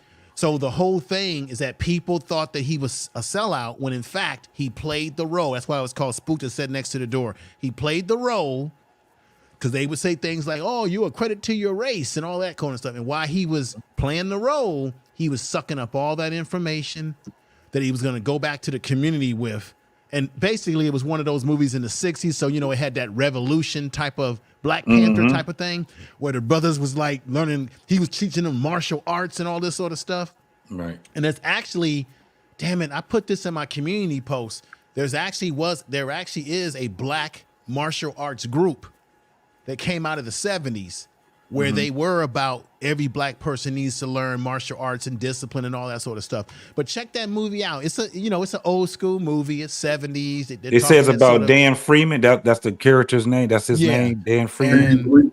And it's basically showing you how a Black man was able to get through the system by making the system think that he was non-threatening. And the whole goal is to gather their information. He took it back to the community and trained everybody on all the techniques. And you said the movie also along with the movie. book? If you just I Google, go on Prime. Can I go on Prime? Yeah, you probably can get it on Prime. Or another thing too. It's one of them movies from from the biopic days. Yeah, so you should be able to find it. It's probably on YouTube. If you put it on your YouTube, it's called The Spook That Sat Next to the Door. There's a book and there's the movie. But just check it out. It's it's old school type of movie, but there's some concepts in it that fits right into what you said about infiltrating. In order to infiltrate, when you talk about infiltrating, that means that Black people need to infiltrate all forms of government, state government, military, meaning go in the military, learn those military skills. And then when you learn these skills, teach your people. That's what the movie was about in a nutshell. But I'm about to drop off. Y'all check it out, man. And next time we get up here together, let me know what you thought of it. I'm definitely gonna do. Yeah, I'm definitely gonna get it. I'm gonna find it on one of these. It's gonna either be YouTube, Google it. On Prime. It's gonna be on one of them. It might be on Prime. You might be able to watch it straight off on YouTube. Okay. But if you don't find it, if you have a hard time finding it, you know why you're having a hard time finding it? Because what the movie is teaching. Yeah. Right. And also, shadow you may want to find the book. If you can't find it nowhere online, call your local libraries too. You have a main library somewhere. They have those things and they have them stored, but they in the database and they have to dig it out for you. Right. So, JT, you should be able to find it, brother. But I'll try to if I find it before any of you. If you guys have a hard time finding it, I'll pull it. Okay. I got sources how to get to some of this stuff, man. I know people who might have the actual movie or CD or can burn it or whatever. Yeah. Y'all have a great night. This was a great discussion tonight. Appreciate you, man. All right. Appreciate you too as well. Thank you. See you later. Take care, beautiful animated. You too. Really quick, brother. Information man brought up Fred Hampton, right? Yeah. And and I'm just bringing this up, but I'm gonna move. We can have everyone get off of it. How the younger generation speak about some struggles that they have in the society. They have to realize that Fred Hampton was 24 years old when they actually assassinated him in front of a crowd. They assassinated him in his sleep. The movie does it no justice. The movie. He was basically in his early 20s when he tried to galvanize Chicago, and Chicago was in that space where he was putting the gangs together and everybody. All of this free lunch, all of this lottery, all that, we created all that within our community. And once we allow others to sort of infiltrate, and then that's where we start falling apart. So some things, and this is what we see in these places, that we talk too much. We can't hold water. That's the problem. We talk too much. It don't take no money and somebody to threaten you for you to give some people up. Sometimes it just, you already motivated to do it anyway. And it comes from, being jealous, you know what I'm saying? You want to take their spot or whatever it is, man. It's that's a sad thing, man. Most definitely. Yeah. Absolutely. There's no need to be jealous. We all in this together. We all got the big nose and big lips and fat feet. It's all us. So Lou Medic said, he said, JT, no Sammy Davis Jr. singing Hello Detroit every morning on the radio. Absolutely, with Mason in the morning. I don't know if you guys ever heard it. So they have a Hello New York. Hello New York. Sammy Davis Jr. sung that song. Not Sammy Davis Jr. Frank Sinatra for New York. Sammy Davis Jr. sung a song for Detroit. We have a national song for a city song that's for Detroit, and it sounds in the same thing as Hello New York, but it's Hello Detroit. And Sammy Davis Jr. did it. This was and matter of fact, Lou, Mason from Mason in the morning. Mason is still on radio. So in the morning time, he's back on mornings. In the morning time, he's playing that song. So it comes right before he comes on. We've been listening to that, man, for so long. That's how I used to know. It used to be when when you got the alarm clock and the radio, instead of the beep, beep, beep, you had the radio to come on. So at 6 o'clock in the morning, I think it was, at 6 o'clock in the morning, soon as the clock turns on, that song used to turn on. Hello, Detroit. That shit is crazy. I didn't even realize until I got a little bit older of that was Sammy Davis Jr. that did that for us. So shout out to Sammy Davis Jr., man. Oh, shit. Most definitely. I'm definitely going to check that book out too, man. The Spook Next Door, the set next to the door. I'm definitely going to check the book out. I'm going to read, because, when you read it, it's more detailed, right, than what the movie also shows. So I like reading the book and watching the movie or documentaries or whatever it is. It makes me, sometimes it's easier to follow. So if you read the book, it may be easier to follow some movies. If you watch the movie, it may be easier to read the book. Whichever one you do, the best. And you're always going to have different details and stuff like that, because movie got to be a movie and a book is a book, right? But so therefore, sometimes reading the book first makes it annoying to watch the movie when they mess it up. Right. You be like, that ain't right. Hold up. But I like the detail. I like the detail for the simple fact that like I said, when they do movies, they got to make the movie more interesting. So they will, turn things around. That's why you will hear them say it's based on, real events or something like that, or just BAS. Huh? Miss BAS. Yeah. Is that how I pronounce it? BAS. What did I say, Trey? No, you said BSA. I said BAA. I said, yeah. I didn't got that. I'm dyslexic like a mug, man. No. Well, I see that she did put the movie in the back chat. There in the front. So there you go. I mean, it's ready. So we got it. Yeah, he said Clement said it. Yep, just type it up. I'm definitely gonna be watching that. Wasn't there? Yeah. So listen, I'm gonna go ahead and do these other two videos. I'm gonna do this one with the one with Corey and my man. How did I forget his damn name like that? Darnell Rollins. Ashy Larry, my guy. So here we go right here. This is the first one. You mild sauce, my nigga, mild. M-I-L-D. You catch up. You ain't hot sauce.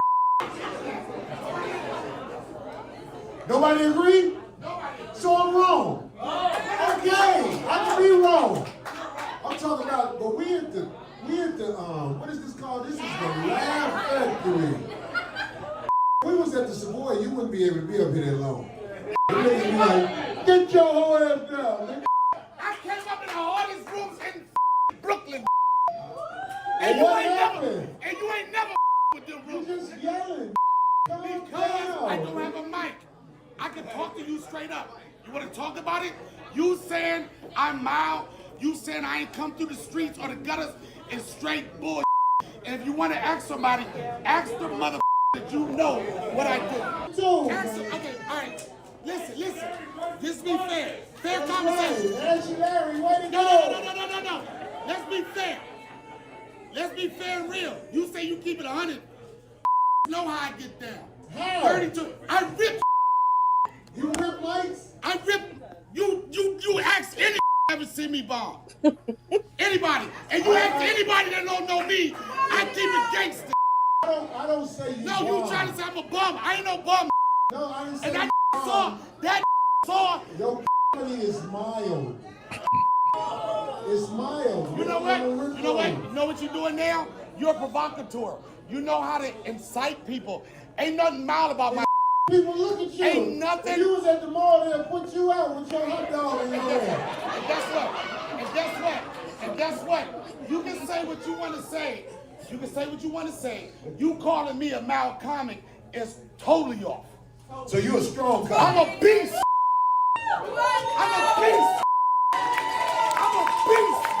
That's right.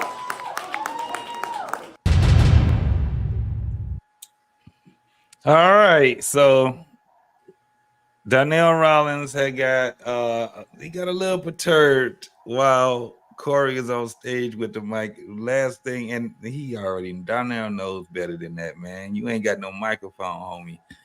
Don't try to get up there and get mad, especially when you're a comic. I hate that they did it there. I think they were still in LA, somewhere around LA or whatever, but they were over that way. I've seen personally myself comedians go at it. When I DJ, I used to always do a lot of comedy shows. I used to be one of those DJs where either I rent out my PA system or I do DJing and PA, whatever it is, whatever shows they did. And I've seen some dudes that are big now that were, I guess they wasn't as big, they were known, but I seen them motherfuckers go at it. I seen a lot of shit that you will see, and a lot of times when they go at it, they're always like in the front of a fucking building. You know what I'm saying? Because that's where all the comics hang out at. They don't really try to watch other comics and shit like that. So they'll be, if they're in the small, the small clubs and stuff like that, the only place they can do is be outside hanging out in the front. The only thing is that when you're in the wrong neighborhood, that's not a good, it's not a good thing. I done seen some comics get beat up, and you don't know what it's about, because these guys, man, these dudes are, it's kind of like, it's a small family. It's like a small family of cats, and you got the ones that make it and the ones that never do. And it's a lot of jealousy. The more that I see, and now you're starting to hear the comics speak on it now. They're starting to speak on the jealousy that's always been ringing around in these circuits that they be having. It used to be that it was black comics versus white comics and shit like that. And now it's at a point where, because now you're starting to have black comics that's actually peppering through that circuit where those white comics are too. And they're kind of like separating from the ones that are still coming to Detroit, that's doing the small comedy clubs and stuff like that. But it's something that you just have to do. It's a dark ass, man. I'm telling you, I never wanted to be a comedian. When I was a kid, I was, class clown and stuff like that. Eddie Murphy, Richard Pryor, who else we had to look up to? Red Fox was the only thing I liked about Red Fox when I was a kid, because I didn't understand his comedy when I was a kid on stage, was when he was Fred Sanford. So that's what I understood with him. Rudy Ray Moore, I didn't know Rudy Ray Moore actually was trying to be funny. Robin Harris came a little bit after them as far as his being known. Now I know he was in the circuit because of, but Robin Harris came a little bit after that. I'm talking about these guys that the only ones that I actually knew that was really popping was Eddie Murphy. That was like, he was the comic of my time. And what I liked about him, not because he was on stage, because I never saw him on stage, it was Saturday Night Live. That was what I liked about him. And to this day, I still love all of that stuff. And then as you get older, then you start really looking. And that's where I heard Richard Pryor. Richard Pryor was another one that I liked. I didn't understand Red Fox's comedy until I got older. And then I said, well, shit, he was the nastiest of all these cats. Him, Wanda Page, Rudy Ray Moore. This was the funniest thing about Rudy Ray Moore. And I'm glad I saw the movie. Eddie Murphy. I don't know if you guys ever seen that, the Rudy Ray Moore movie on Netflix. Eddie Murphy played Rudy Ray Moore. Dolomite. Yeah. Oh, man. Yeah. I'm telling you, that is a great movie. Now, this is the thing about Rudy Ray Moore.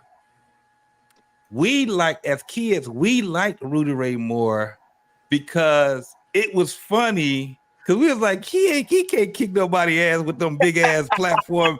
Like, the shit he used to do, he be doing them moves, and we was laughing, but we didn't know that he was actually doing it purposely. What he was doing was making fun of the serious, the more serious, what do they call them? Blaxploitation movies. Yeah. So he was more of he was like the comedy of it. So he was like, when you look at some of his shit, or just go, if you guys haven't seen it, go just put was it called Dolomite? Yeah, it was called Dolomite. He did a remake. Eddie Murphy's Eddie Murphy. Dolomite. Yeah, so when you see it, because what I liked about Rudy Ray Moore was he was also Petey Wheatstraw. I don't know if you remember that. Yeah. The devil's son-in-law. The devil's son-in-law. Down in the jungle deep. Man, when I tell you, it was so funny to us. And I think what made it funny was because he never smiled. He never smiled. But when he used to be in them fights, I couldn't wait to see him in the fight scenes, because it's like he couldn't even lift his leg all the way up. Yeah, it was so funny to see it, man. And remember, JT, he was about the only one back then that was able to get away there and sit up there treating all them white women like they was prostitutes. Yes, and that was the other thing. On TV, on the movie scene.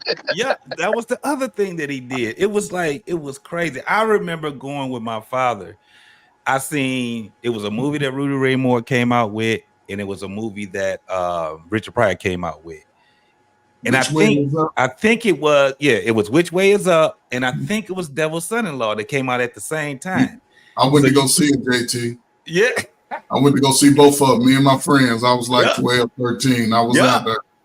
That was crazy, man. That was it was like with Richard Pryor. I thought that was Bill Cosby and what's his name?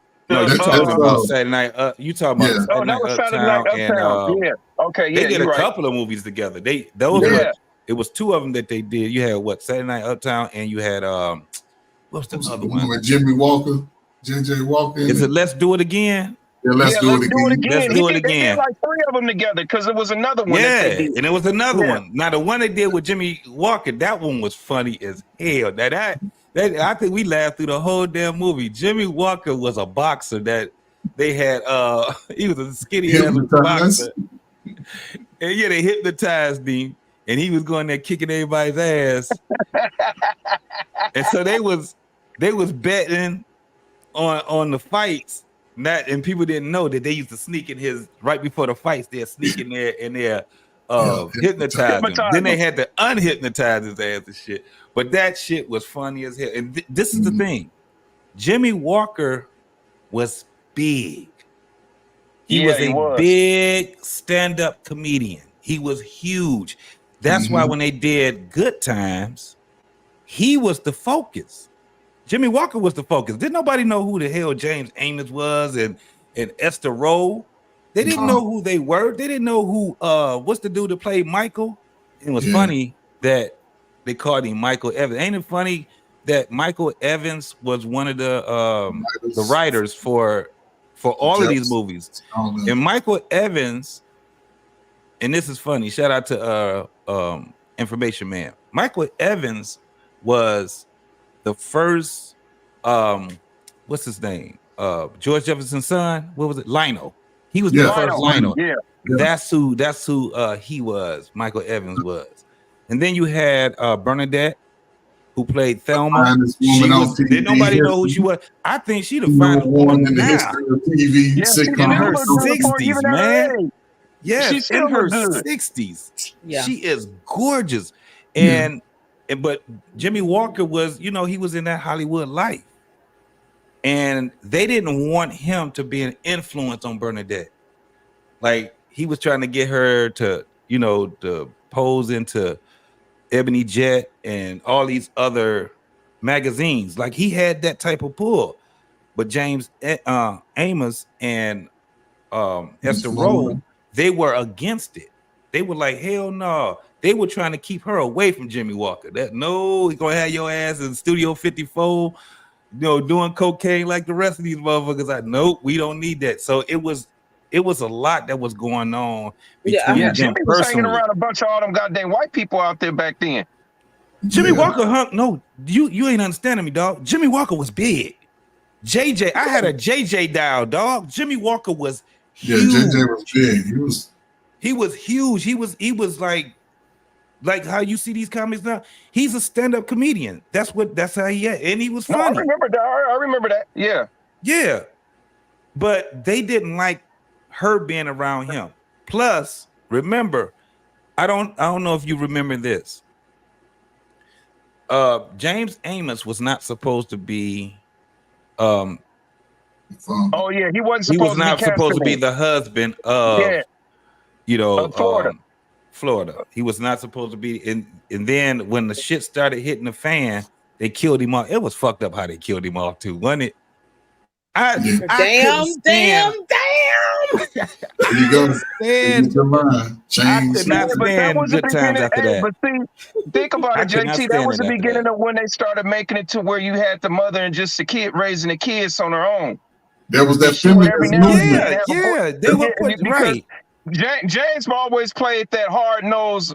No, ain't nothing. We ain't accepting nothing. No We gonna nonsense. struggle together as a family. I don't give a damn if we stay up in this one bedroom, a goddamn apartment until the day we die. This is how it's gonna be. He was like, because- and what do you used to call him, Jack? He was like, we ain't taking your money, Jack. So, you know, you can take that and get the hell on out of here.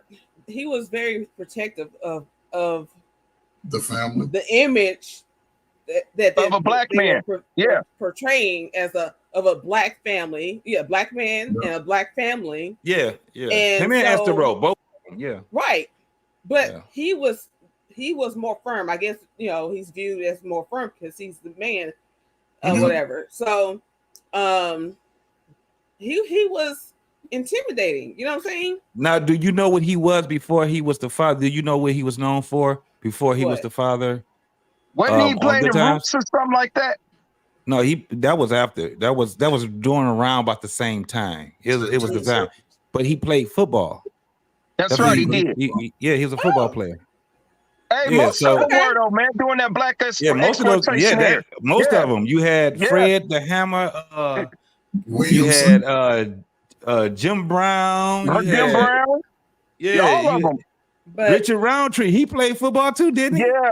Richard Roundtree. He played football also. Yeah, these dudes was they didn't not look what the fuck we got. God damn. You remember they used to have the beards and the pork chop sideburns with the frozen Man. little part right there. You know what I'm saying? Now look what the hell we got. Hey, remember I'm gonna get you sucker old man with Jim Kelly and all them? Yeah. Man. Yeah. Strong man, though. That was So- yeah. so Yeah, he was a football player, man. Yeah. And hold on, they had another football player. My man Keith. Remember when they got rid of James Amos, they killed They brought off. Keith in, yeah. They put Keith in, and he was a Yeah. football player. He was a football player, and he was a stand-up comedian, and he did impressions. That dude was very talented, man.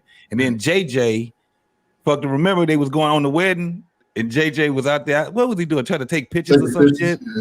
And Keith had tripped over his leg, and now his football career was over. Now they got to stay in the goddamn game. I hate it. I couldn't stand it. Hold up.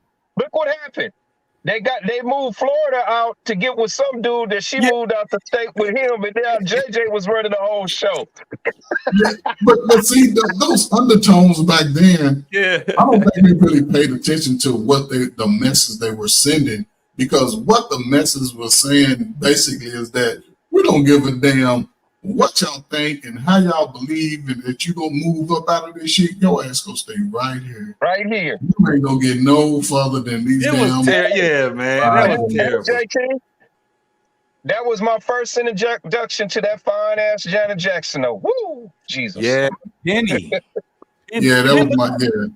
No, they had a lot of people that went through that show, man. Remember, Lou Gossip was the older gentleman that was about to marry Thelma. First. That was the first time. That was the first one. That was first. Then he came back as Florida's brother. From Africa. Yep. That's when James was like, you ain't gonna be doing nothing with my daughter, Jack. You all right, dude. For somebody else. Do you know my father? He still was using those terms. Like if he got mad at somebody, he would call somebody a turkey in a minute. I was like, damn. Turkey? He didn't say jive turkey. He just said turkey. He like, let me tell you something, turkey. Sucker. Hey, when that was, so you know you old. Hey, you know when somebody wanted to whoop your ass when they call you sucker like that, they be like, sucker. Yes, you was gonna say something. Jump on there and say what you was gonna say. No, do y'all think Good Times would have went as long as it did had if James and Esther did not interfere with the mindsets, the plans of the white people? No, it wouldn't have lasted. No, it wouldn't have survived. Because honestly, when they got rid of James Evans, when they killed him off, you started to see the decline of the show right then. Because Esther Rowe left. Remember, that's why, and you're right. Esther Rowe had left. Remember, the kids was in the house by themselves. That was the reason why. And they was trying to say that she was on a trip in Hawaii or some shit like that. And then she got married off and all that. Yeah. Yeah, that she got married off and stuff. And they was mad at James Evans because they killed that motherfucker off. He went there. He went to Alaska for a job, but working on train tracks or something like that. Wait a minute. He didn't make it to Alaska. He went down Mississippi. He didn't make it to Alaska. He ended up dying or something like that. But the thing was this, and I heard him talk about it before, is that, of course, being in that industry, you should be compensated fairly. And he just made a move to request a little bit more, and then all of a sudden he was gone. But it played right into the dynamic of the feminist movement. Yep, that was the beginning of it. That was the beginning. It was right in the height of it, because it started to put even an episode where he was going to get a job and he took Florida, and they hired her over him. Yeah. So, and the he guy said about it. Yeah. But the guy said it when he talked to the lady that was going to hire him. Listen, we need to hire minorities. We get to kill two birds with one stone. We hire a black female. And they've been riding that same, and that's why I don't understand the sisters. And this goes to show the disconnect that a lot of young women have from those times. Those shows back then gave you the message. So now, what do we see now? They'll put a sister there before they put a brother there. Yeah. Sisters don't understand that. It ain't that brothers don't want to go there. Hell yeah, we want to go there. Speaking of the Breeny Green, my boy Bean, what's going on with you, boy? Robert Taylor Projects. Hey, Robert Taylor. Hey, JT, think about it though. Think about the next thing that they got rid of after, and how they competed against him to dry them out. The Cosby Show. Look what that represented. But even before the Cosby Show, you still had LA. What's happening? Yeah, but see, the thing is, you think of the Cosby Show during that time, during the 90s, you had all the conscious rap groups, Public Enemy and all them, when they did their concerts, where were they doing it at? They was doing it on the college campuses, school days, all that. That was promoting you wanting to go to a black university. What did they Yeah, turn shout around and out to do? the HBCUs. Yeah. Hey, think about it. What's still playing today that started playing way back then? The Simpsons. Damn. Mm, They yeah, ain't got rid of the Simpsons yet. Oh, they man, ain't that's gonna they, get type, rid of they it. like that old No. stupid comedy. They enjoy that type of. It's like awkward comedy to me. It's nothing really. And now we have something worse. SpongeBob. Oh man, that's don't y'all. Hold on. Yeah. Listen, SpongeBob. It's horrible. Hey, No. hey, Trey, Hey, hold on. That's the epitome of the LGBT, the alphabet mafia community, dude. What's up, Beans? What's going on, man? Let me say this real quick, right, before we get too far off of it, because I think Turn your mic up, Beans. that was actually that's gonna be hard to do. I ain't even know I'm plugged into my mic right now. I got you. But yeah, I think that was really a good question that BAS asked. Honestly, I think that was actually a super good question. You Because say that What's your answer? it's the way she formulated it. Well, but then the thing is making me think. Yeah, right? yeah. That's what makes it such a good question, right? Y'all came right out and Yeah. said no, but then the responses that y'all gave to me didn't really make didn't me match understand up. why you were Yeah. saying no. I didn't give a response though. Okay. So, but it's like, because she said, would the show have lasted as long? You see what I'm saying? Like, if we keep the dynamic, the show goes away.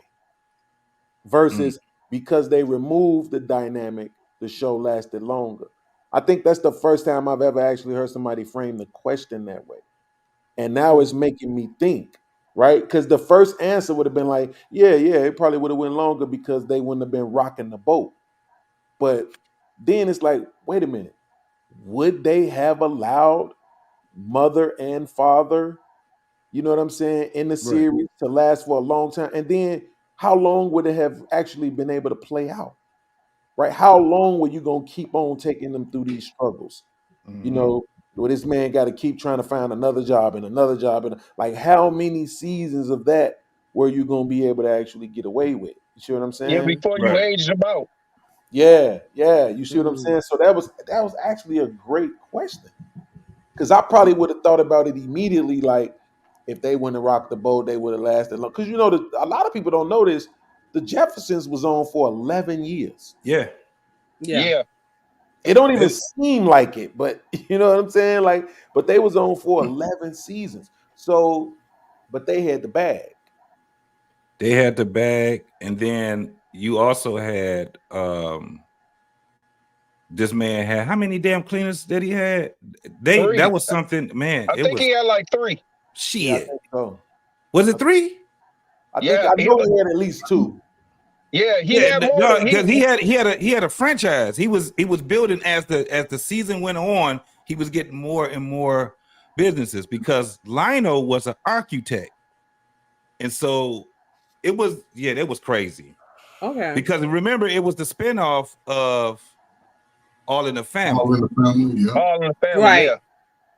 And his neighbor was a racist white man, but he was poor. He was a Republican, and he was poor. And he had a son-in-law. You talking about Carol? What's his name? The one that the sheriff for In Heat of the Night. Yep. Yeah, Carol. Which, Yeah, by I the forgot way, his name. had a black wife. Yeah. Carol O'Connor.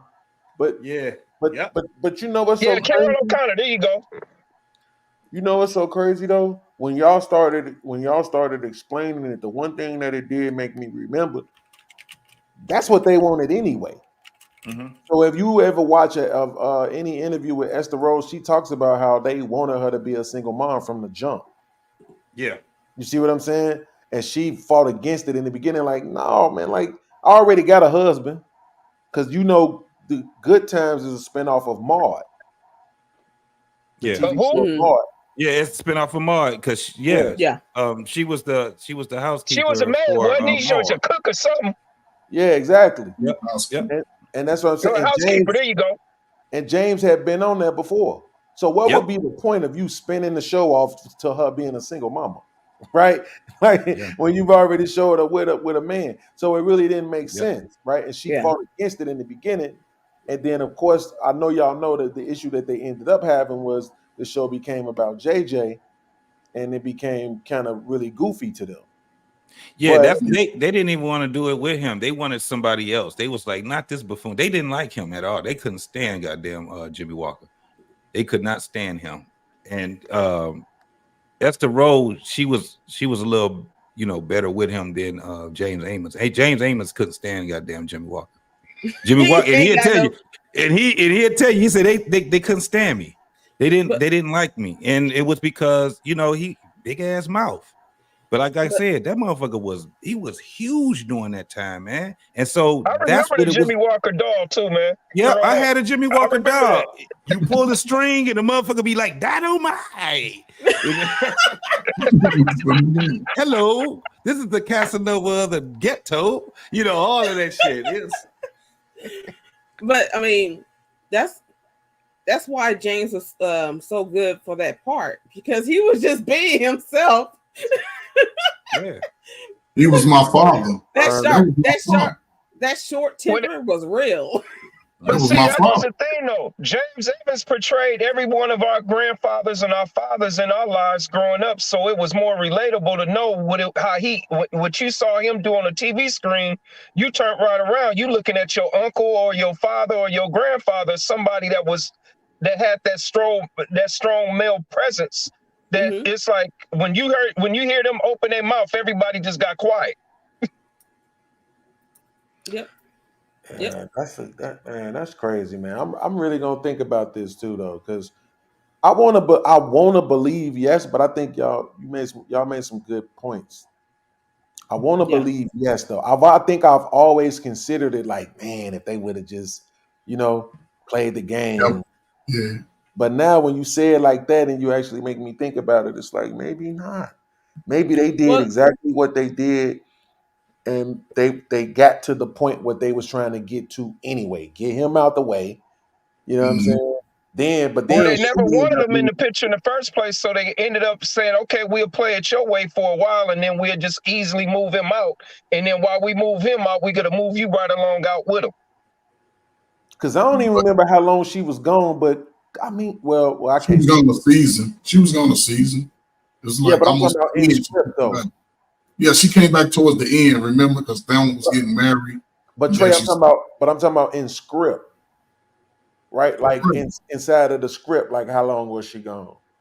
You see what I'm saying? That's what I'm saying. She was gone at the beginning of the season because then the focus was on JJ and a little bit of Valona, and Penny came in the picture, and then Keith, and then towards that end, now all of a sudden Thelma's getting married. They talked to her. I remember they talked to her on the phone. Yeah, because she was already married then.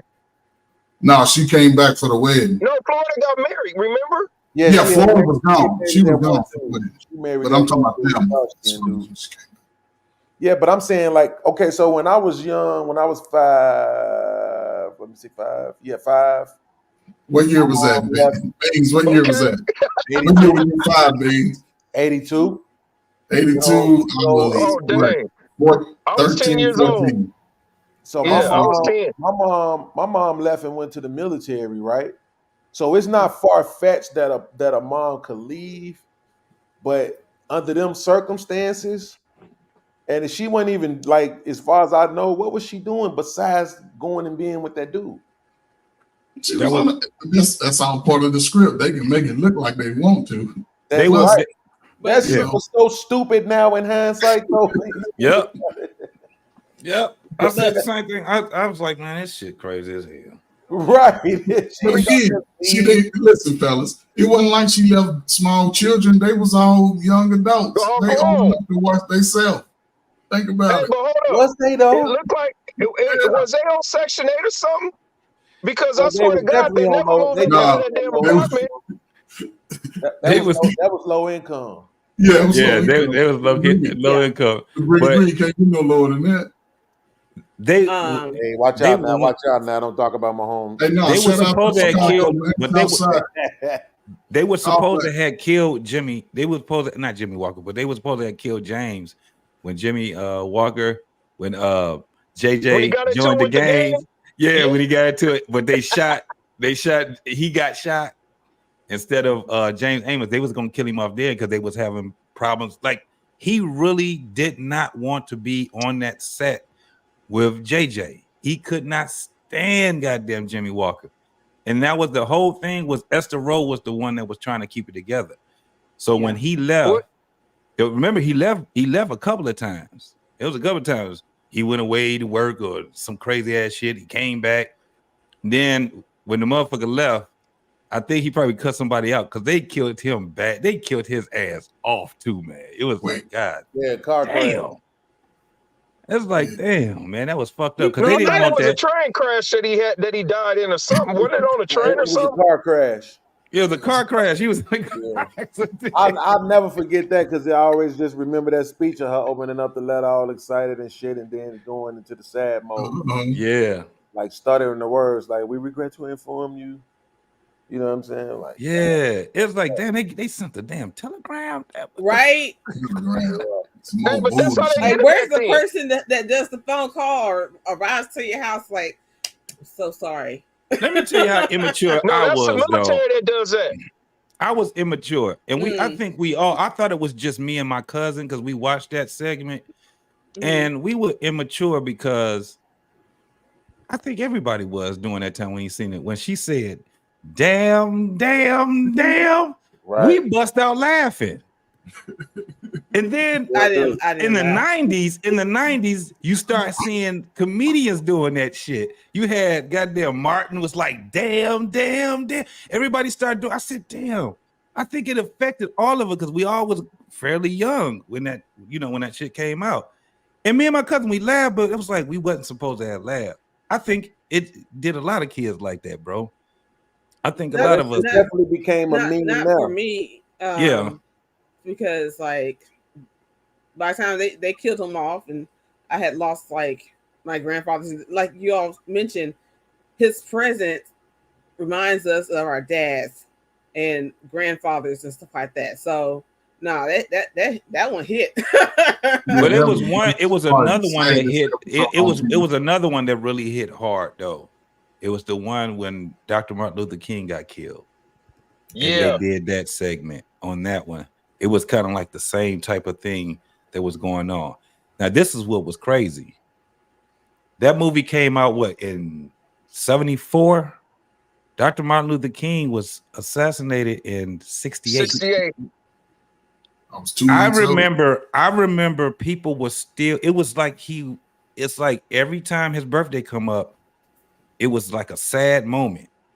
It's like black people could not recover from that shit, man, because I'm like, damn, I was born in 1972, but it felt like he got killed in 1972. Yep. Felt like he got killed in 1974. It's like that shit really fucked us up. Yeah, that fucked up black That's folks, the type man. of coverage that they gave King. No, when you really sit back and think about it, the way how they did the coverage on him then, and then they was still during that time. You had to think about it. They were still going through the suing the government and all that about during that time too, back in 1972 and all that. So it was still very relevant to a lot of people during that time because for a very long time. Yeah. So you got to when they wanted to make it a holiday. Dude from Arizona, I can't think of his name. He was a prisoner of war. Mm-hmm. He was the only one that who stood up against it and was like, "Nah, we're not gonna do it." His daughter's dang, I can't think of his name. John McCain. Yeah, there you go, John McCain. Yeah, him. Yep. So I mean, you gotta think. You think about it. The type of what that civil rights movement did for the black community as a whole. Dog, they just made his birthday. What year was that? Back in the 90s. 90, I think it was 90. What was it, 95 or 96 or something like that? Something like that. Yeah. And Arizona was the last state to do it, to accept it because of John McCain. Yep. Yeah, see, it don't have the same impact on the younger generations now. No, I definitely lived through that too as well. I mean, it's one of the reasons why, like when my peoples do balloon releases and shit for family members. I don't go. I'm like, Right. man, I don't want to go out and release balloons and all that and be in remembrance of the death. Like I don't do that. Like if y'all want to have a party on the birthday, you know what I'm saying? Well, we party, you know, kick it, talk, whatever we do, hang out. That's different. But I don't want to, you know, memorialize the actual death. Right. So, you know, but that's what they did with us with that. I mean, you talking about in real life, and that's big. But the fact that they was indoctrinating the kids into that shit, that trauma every year, just always reminding us of that shit over and over and over again, the songs and shit. I mean, we thought it was cool, but after a while you realize the effect that it actually has. Beans. I remember being in a play about when he got shot. I remember it was my boy Zany. He played Dr. Martin Luther King, and I remember it was reenacted. It was crazy. I was one of the guys that was walking with him, and it was like somebody did something to make it sound like it was a gunshot, and he fell. When you right? That shit was weird, man. That shit traumatizing. You realize it, like, man, I've been talking to my mom. Wow. Right? My mom retired a couple of years ago. She was a teacher and shit for a long time. Before that, she was to the teachers. But this was so crazy, right? When I was in college, you know, they be wanting you to write essays and shit and all this.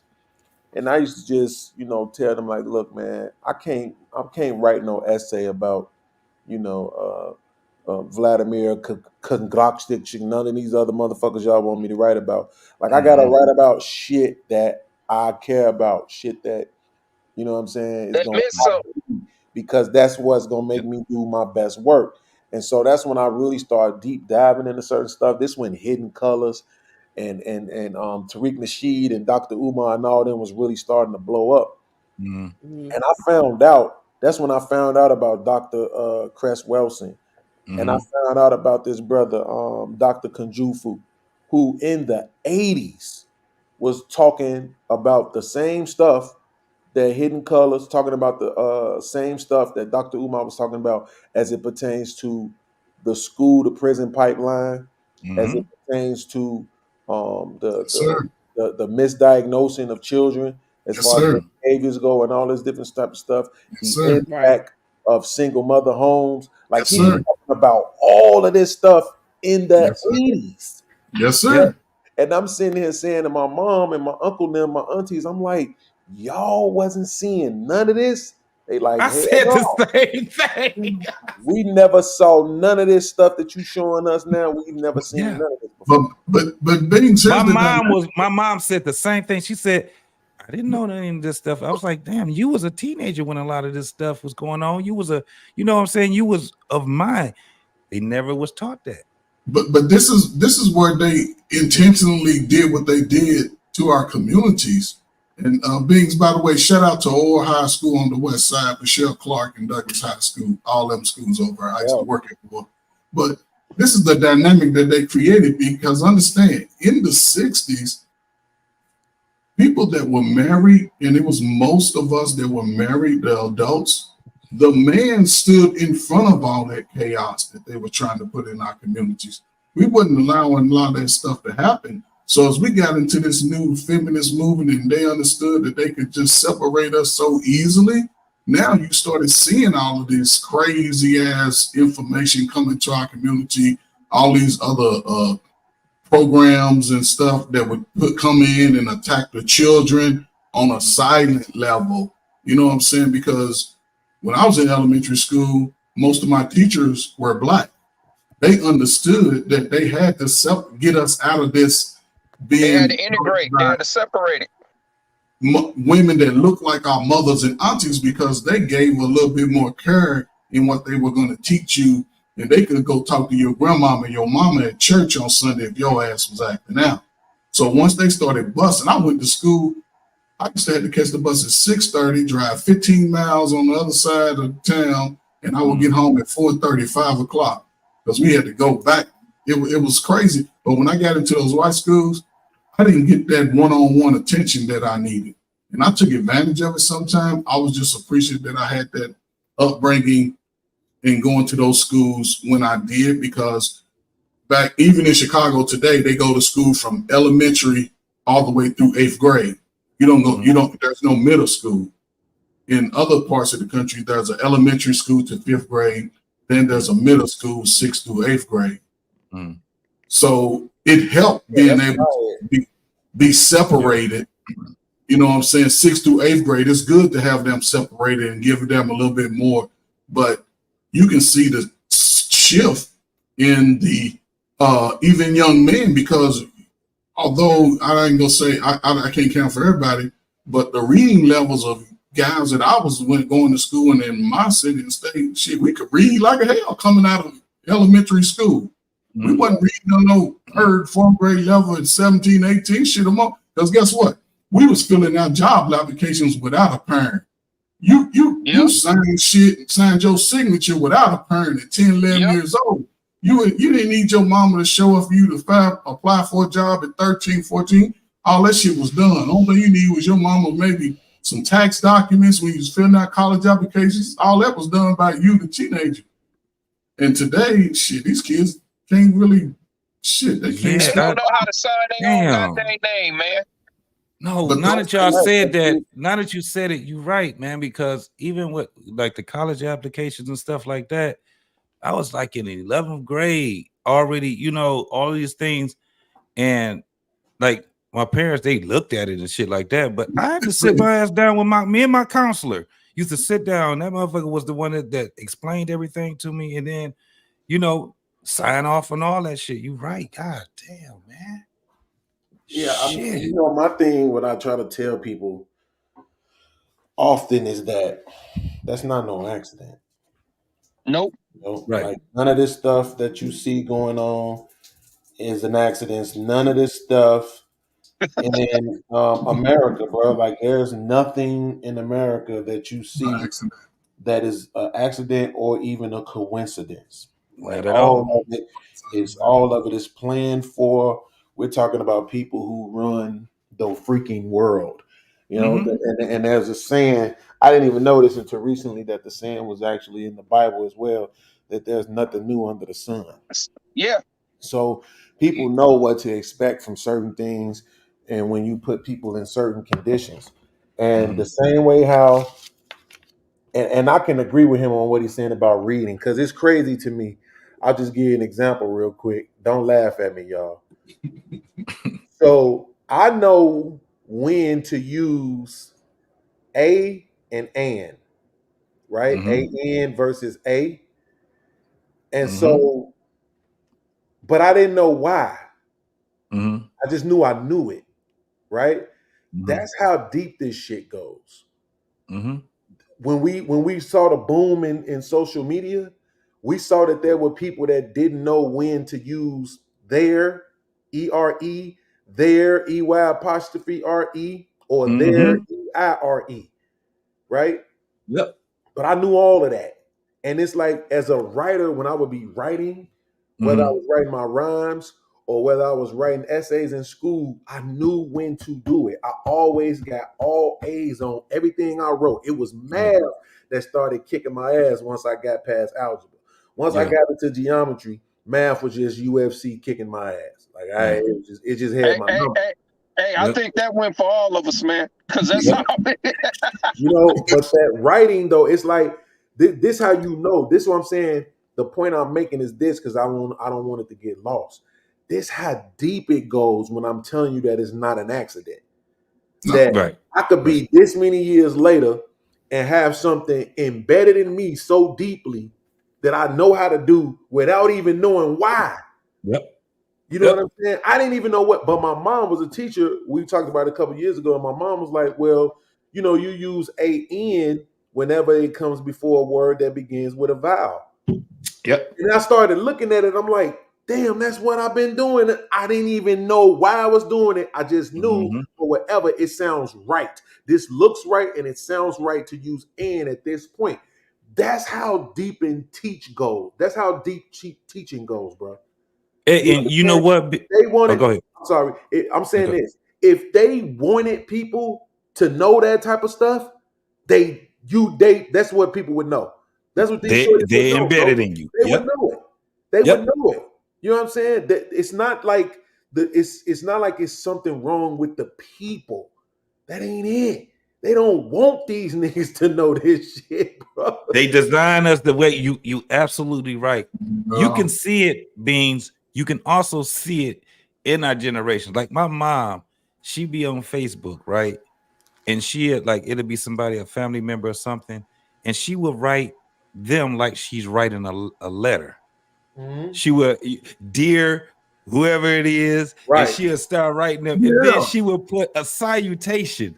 Sincerely, your auntie, Gloria. Commas, like, everything. It's ingrained, yeah. Everything, yep. Talk to that standard. Even with us, and I know if you text, I guarantee me, you, Ferg, we all still use English. Right, that's a fact. Yeah. We still use, apostrophes when we need to use them for that's the a S's. fact. We still use, it's kind of like I said. Hey, I feel like a whole nerd, Trey. Yeah. I swear I do. I be like, sometimes I be thinking like, should I just put the U or should I just go ahead and spell YOU? Like, I don't want the chick to not text me back. You know what I'm saying? Because she think like this nerd, lame ass nigga spelling words all the way out. Hey. You know what I'm saying? He using your the right way and shit. He got the apostrophe RE. Wow, you with the apostrophe LL. Exactly. No, here's the thing that get me when you try to sit up there and use the correct pronunciation, commas, and all that when you're doing a live chat and you only got like 150 characters. Right. Yeah. I tell you, my father was probably the biggest. My father, he instilled in me to make sure that when I write, always write to a high standard. My father, remember the practice in cursive writing things that used to be up on the board around the room, how to do your A's. My father wrote like that every time he wrote. I'm like, dude, your shit is perfect. And then when he used to look at he used to call my handwriting chicken scratch. He's gonna read that with chicken scratch. I'm like, damn, it worked. My shit. That's some bullshit. And my father wrote perfect. He was left-handed. Man, I used to be like, damn, man, your shit is perfect, just like you should be teaching. But Trey, I ain't gonna lie though. Here's the thing though. You probably was like me. All y'all probably was like me. Bro, in grammar school, I competed with the girls. Okay. Mm-hmm. So when we get in the 5th, 6th, 7th grade, right? What our teachers used to do was we in the classroom, we have in class assignments. When you would finish it, they would give us these word finder puzzles, right? Yeah. Like that. So now we trying to hurry up, get the test done, so you can hurry up, get the word finder done, then finish that faster, right? Bro, I would never forget Kimberly, Elizabeth Wyman, Angela Brooks, and Carmen Bruton. I'm never gonna forget these girls. They was the smartest girls in the class. After all these years, I still remember all their names, remember all their faces. And it used to be. Which one of them you tried to date and they told you no? Angela Brooks, goddammit. Angela Brooks, goddammit. Oh my God, I used to follow that motherfucker around like a puppy, boy. You stalking in the Lord have mercy, man. If y'all see, it's a new it's a TV show that's out right now called Three Little Birds. Mm-hmm. It's about this guy wrote it about his mom and her experience leaving from Kingston, Jamaica, going to the UK. And they got this one light-skinned chick that's on there. She reminded me of Angela. I mean, ass everywhere, light skin, little as hell, just super cute. And Angela had these really big lips. I mean, it just, you couldn't miss them. Man, I used to follow that girl around everywhere where she was at. I'm trying to sit 20, 30 feet away so I could just watch her, bro. Just look at her. Yeah, I remember those days, man. Just looking at them, just like, man, I can be your boyfriend if you just let me. Can't get off your mind like all the goddamn stupid ass jocks. So Hey, Scorch, I was the king of love letters. What are you talking about? Well, No, I said they would fall in love with the goddamn jocks, the no, football and basketball players. I agree with you. I'm just saying. I was that jock. I was the king of love letters, but I'm talking about every girl got a love letter for me. Yeah. Let me count the ways. You understand me? Simping. Oh, baby, that nigga was simping before. Nigga, he ain't by himself. I ain't gonna even lie.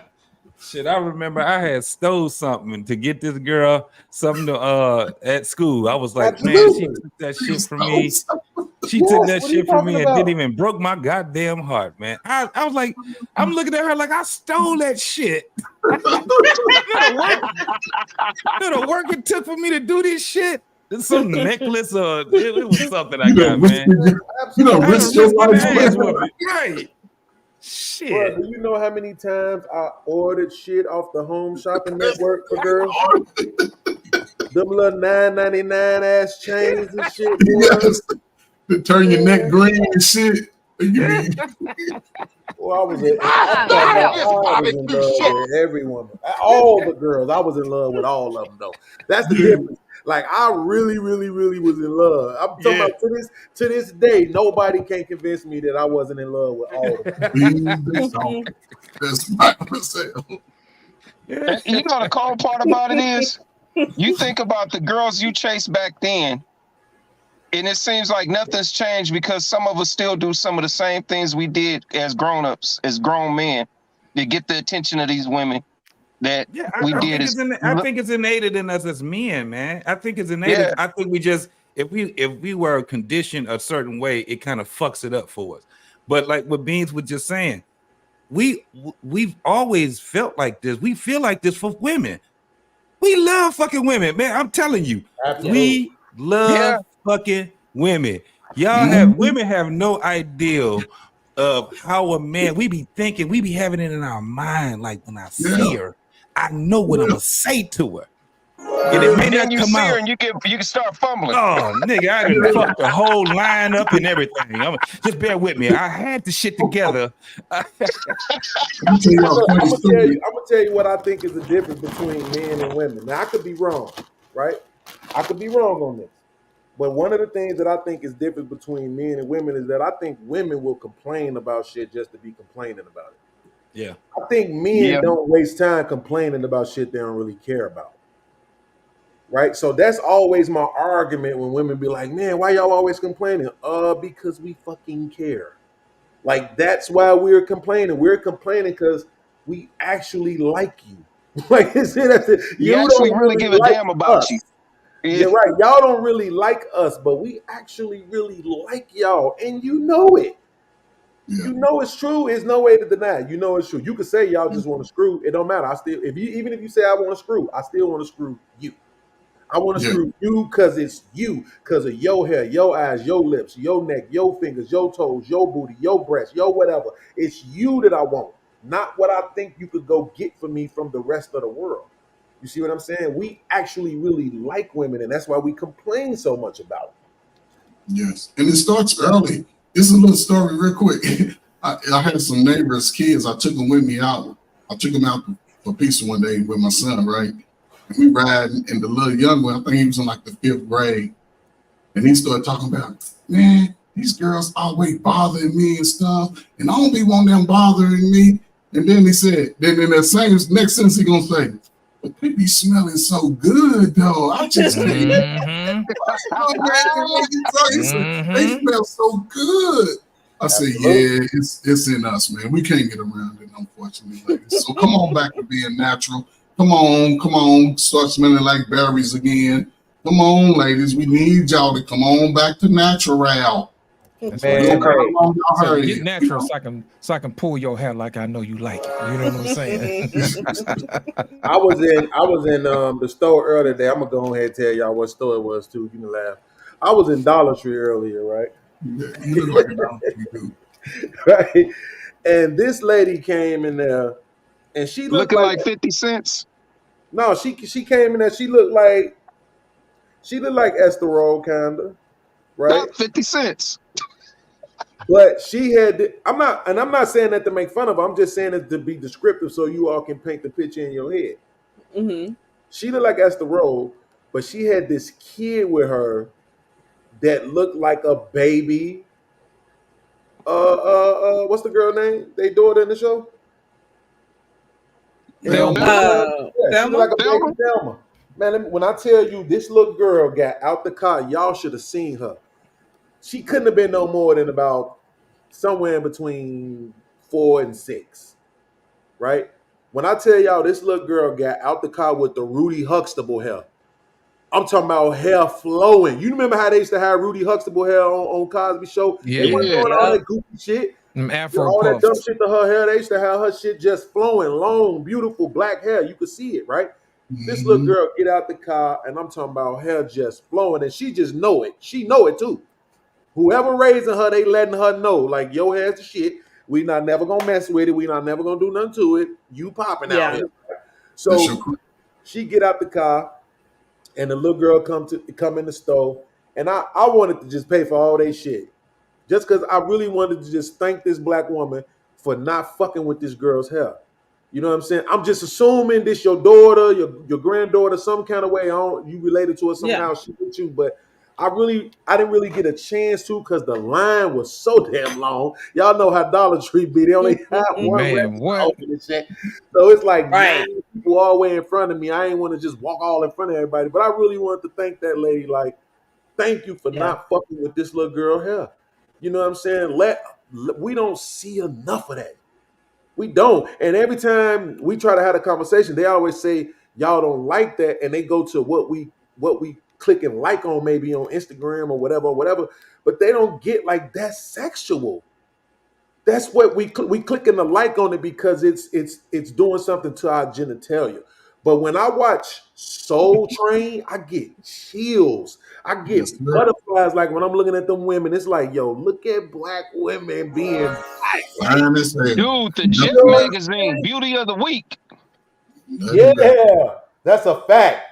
That is a fact, boy. You couldn't wait for Jet to come Jet out, magazine. boy. Man, what? You preaching that, man. Come on, I used to post them up. I used to cut them out. The on Beauty the of the wall. Week. You know I'll what I'm put them saying? up on my wall. Like, yeah, all these is mine right here. All of them is mine. Yeah, see, this is why we gotta force the change in the narrative. Stop trying to pretend like that's what we want. That's what y'all give us. Now we understand what happened, right? We get it. You were trying your best to evolve from the house, from the bedroom, and from the kitchen to the corporate offices.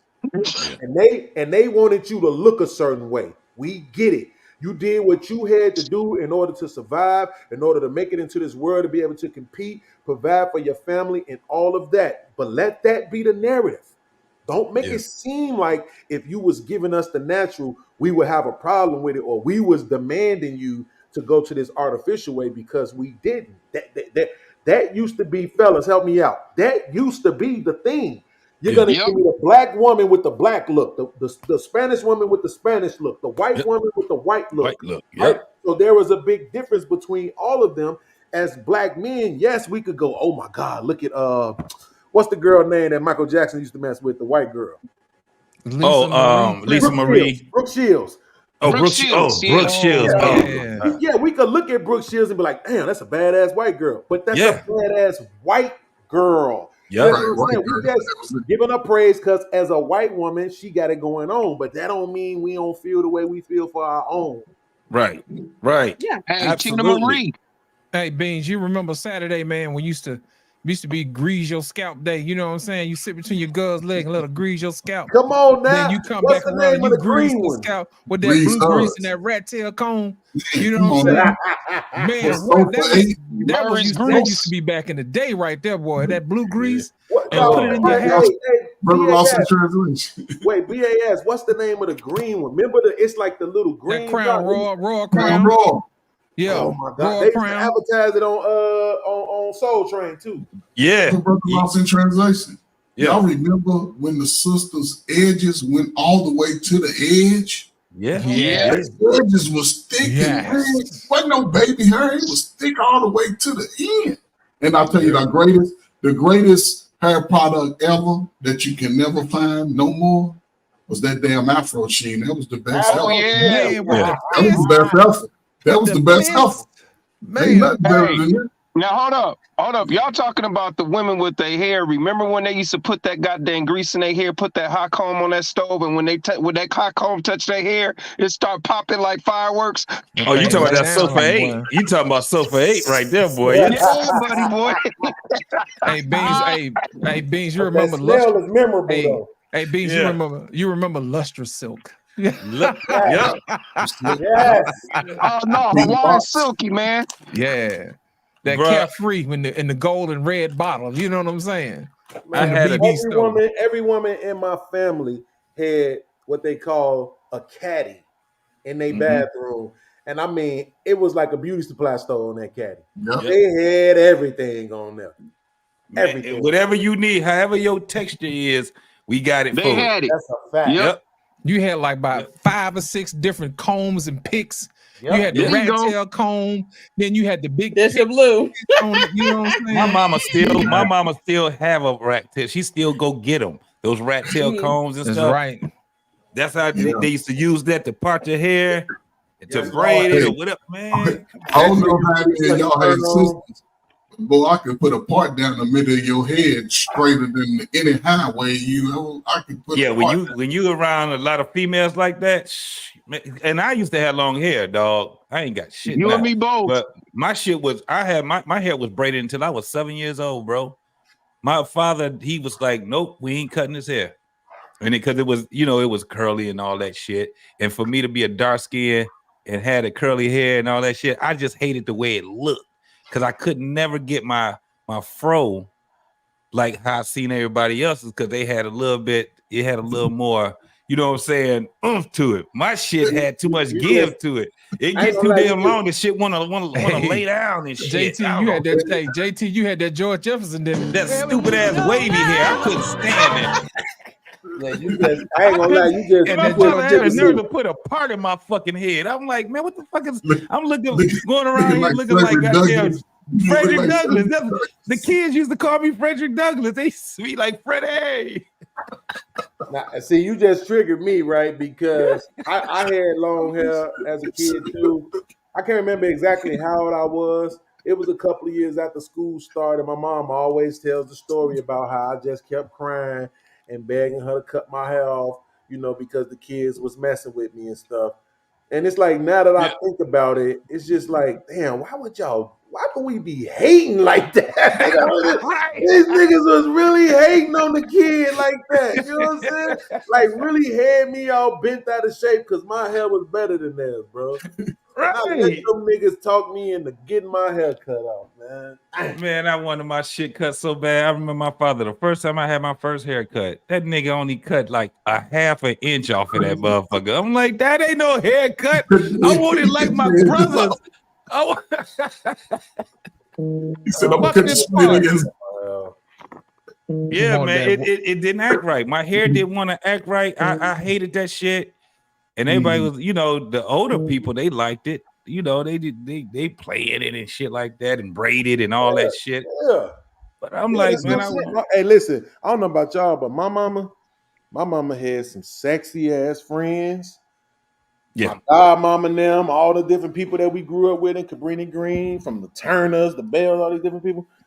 Man, let me tell you something. When my mama take me over to my godmama house, and any one of her younger sisters wanted to play in my hair, I'm sitting in between their legs. There you go, Beans. Hey, there you go, Beans. Hey, what we talking about? You know what I'm saying? Did you used to sit like this with your arms up on their thigh beams, just like that, to get a little get your feels on? Yeah, like, go ahead. Hey, Beans, them legs be all lotioned up, you know what I'm saying, with that cocoa butter on it. Oh man, what we talking about? Bro, they used to use Vaseline. Yeah. They used to use cocoa butter. What's the other joint? Yeah. Shea butter. It's what? Nah, not back then. I don't know. Not back then. I don't know. No, they didn't have shea butter back then. It had to be cocoa butter. No, it's It was another cocoa one. butter. Cocoa butter. BO5. It's one more. It's one specific. Like it's one of them things that was on the caddy in the bathroom. Like they would have all the different stuff, all the Afro Sheens, all this different stuff. It was the spray in the purple can. I think that shit was called Impulse or some shit. Bro, they used to have all kind that of was shit. S-Curl. All the gel shit, but it was another one. It was the Vaseline. It was the cocoa butter. Mm-hmm. I'm trying to think now because I'm picturing everybody that had shit. That was S-Curl. Yes, for the skin. Yes, absolutely. Oh, are you talking about the SSS by Avon? The soft, Skin So Soft. That's it. Yeah, Skin So Skin So Soft. Soft. Yeah. Was it that? No, I don't think it was that. That stuff didn't smell good, man. You had that was stuff they put on to keep the mosquitoes away. That was different. Nah, they used to my well, mom used to have to put Aquanet on my shit because it don't work. Now, Beans, you talking about the hair? Put my shit didn't want to act right. Beans, Beans, you talking about the hair or the legs? Which one we talking about now? I'm talking about your body. I'm talking about for your skin. Oh man. Yeah, Vaseline was the go-to all for everything. Yeah, Vaseline or baby oil, you know. Baby oil. Thank That's you. it. That's that baby oil. I like that. Johnson and Johnson, baby. You know what I'm saying? Oh no, man, that's when you wanted to look all shining and glistening. Yeah, and that baby oil, boy. Right after the shower. Yeah, absolutely. Man, that was when you had to. Hey, Beans, that's when you had to go out there and you had to get you a dark skinned girlfriend. Boy, when that baby oil hit that dark skin, boy, that's a fact. Oh my goodness. You ain't never lied. That baby oil, dark skin. Oh yeah, White School Podcast, Pink Lotion. I remember that. Yeah, that pink lotion, that baby lotion. Put that in my hair. Nigga said pink lotion. You and sisters. Oh, stop playing. Don't forget about Johnson and Johnson's. Yeah, man. Yes, sir. Shit. But that baby oil was that, man, that baby oil, that was the original KY jelly, damn man. Man, I'm gonna tell you. I don't know about none of that now. It was the baby oil. Yes, it was. Man, hey, Beans. That was when chicks used to lotion their legs up. They used to walk out the house and they used to hit them with the theme music. You can hear them when they walk out the house. You can't keep running in and out of my life. You know what I'm saying? I want you for my lover. My lover and my wife, baby. Yeah. All that shit was summer. Yeah. When I met my son, mama, in 2004, right? Yeah. She lived down, it's the Cabrini Green area, but it's a specific set of homes. I'm blanking on the name of it right now. I forget it. It's over there on Orleans. But bro, my baby, this was the last woman I ever seen do this. Her bathing routine, no less than an hour. Yes. Damn. No less. Hold up, Yes. Beans. No less. What was she taking? A shower or a bath? She was taking a bath. Even when she took the showers, it didn't matter. She'll be in the shower for 20 minutes. Like a shower is 6 minutes, 7 if you care. Right, like it's not really that long, right? Especially when you're young and you can reach your legs faster, right? As you get older, it might take you a little bit longer. But a regular shower is about 6 minutes tops, right? Right. My baby mom used to be in the shower for 20 minutes, bro. And run then all the hot water out of the shower, it was like 3 layers. It was a different kind of lotion. It was a different kind of grease. She put some different on her legs than she put on her toes. Some different on her arms and chest than she put on her toes and legs. She had some specifically for her face. It used to be an hour, and I used to be sitting there like, babe, I don't understand why you doing all this when I'm finna mess all this shit right up. This makes absolutely no sense for you to be doing all this shit on right Beans. You don't want to hit no action. When she took her shower or bath, how many face towels did she have? So this was the first time that I learned that, right? Being with her. No, 3. This was the first. Well, I know somebody who used 3. Well, what it was she had a soap that she used for. I've adopted this to this day. She has a soap that she used for her face. She has a soap that she used on her body, right? And then she had another shampoo that she used in her hair. But the towel, she didn't even use that on her face at all. The towel was just only for, you know what I'm saying, the body parts. But she also used, what are those things called? Loofahs. Loofahs. Yeah, the loofahs. So she would have the loofah that she would use in her private areas, right? Then she would use the towel for her body, other body, and then she would use the soap only on her face. She would just use her hands. She wouldn't. She's like, I'm not finna be digging all in my. I have that set up right now. If I take my camera in my bathroom, you see my towel hanging on the top of the shower. You see my loofah hanging from the shower knob, right? You see my bottle. I got Dr. Teal's cannabis sativa body wash, and then I got my Irish Spring that I use on my face. I adopted that from her. Shout out to you, baby mama. Hey, look, I got that. I got a process too. It's kind of similar. I got different soaps for all kind of shit. Black soap for my face. Yeah. I got the other soap for the body. I got the loofah because I need to exfoliate my shit. Yes, sir. Exfoliate. Yeah. What the hell is a loofah? It's one of them little fluffy little round things that you see. They come in $4 and $3 for a pack of 5. Axe got a loofah strictly for men. So it's on one side, it's real firm, it's for the exfoliation, and then the other one is kind of like how you get the other loofah. My English understanding ain't that good. What the hell did you just say? Exfoliate. Hey, Beans, if you really want to get your skin clean, you get you some of this Dr. Bronner's peppermint. You know what I'm saying? Hey, you put that on your whole booty be whistling. Baby, your whole ass be winter flesh up in. I started buying that black soap too. I be buying the hemp soap too. Hemp products and stuff like that. I use that I use that Shea Moisture black soap, African black soap. I can tell you, this, one of the best soaps that I found is Triple Milled soap, and they sell them at TJ Maxx and Marshalls. They like $4 a bar. Yeah, but man, those bars of soap last 3 to 4 weeks, and I wash every day, sometimes twice a day. And man, they lather up.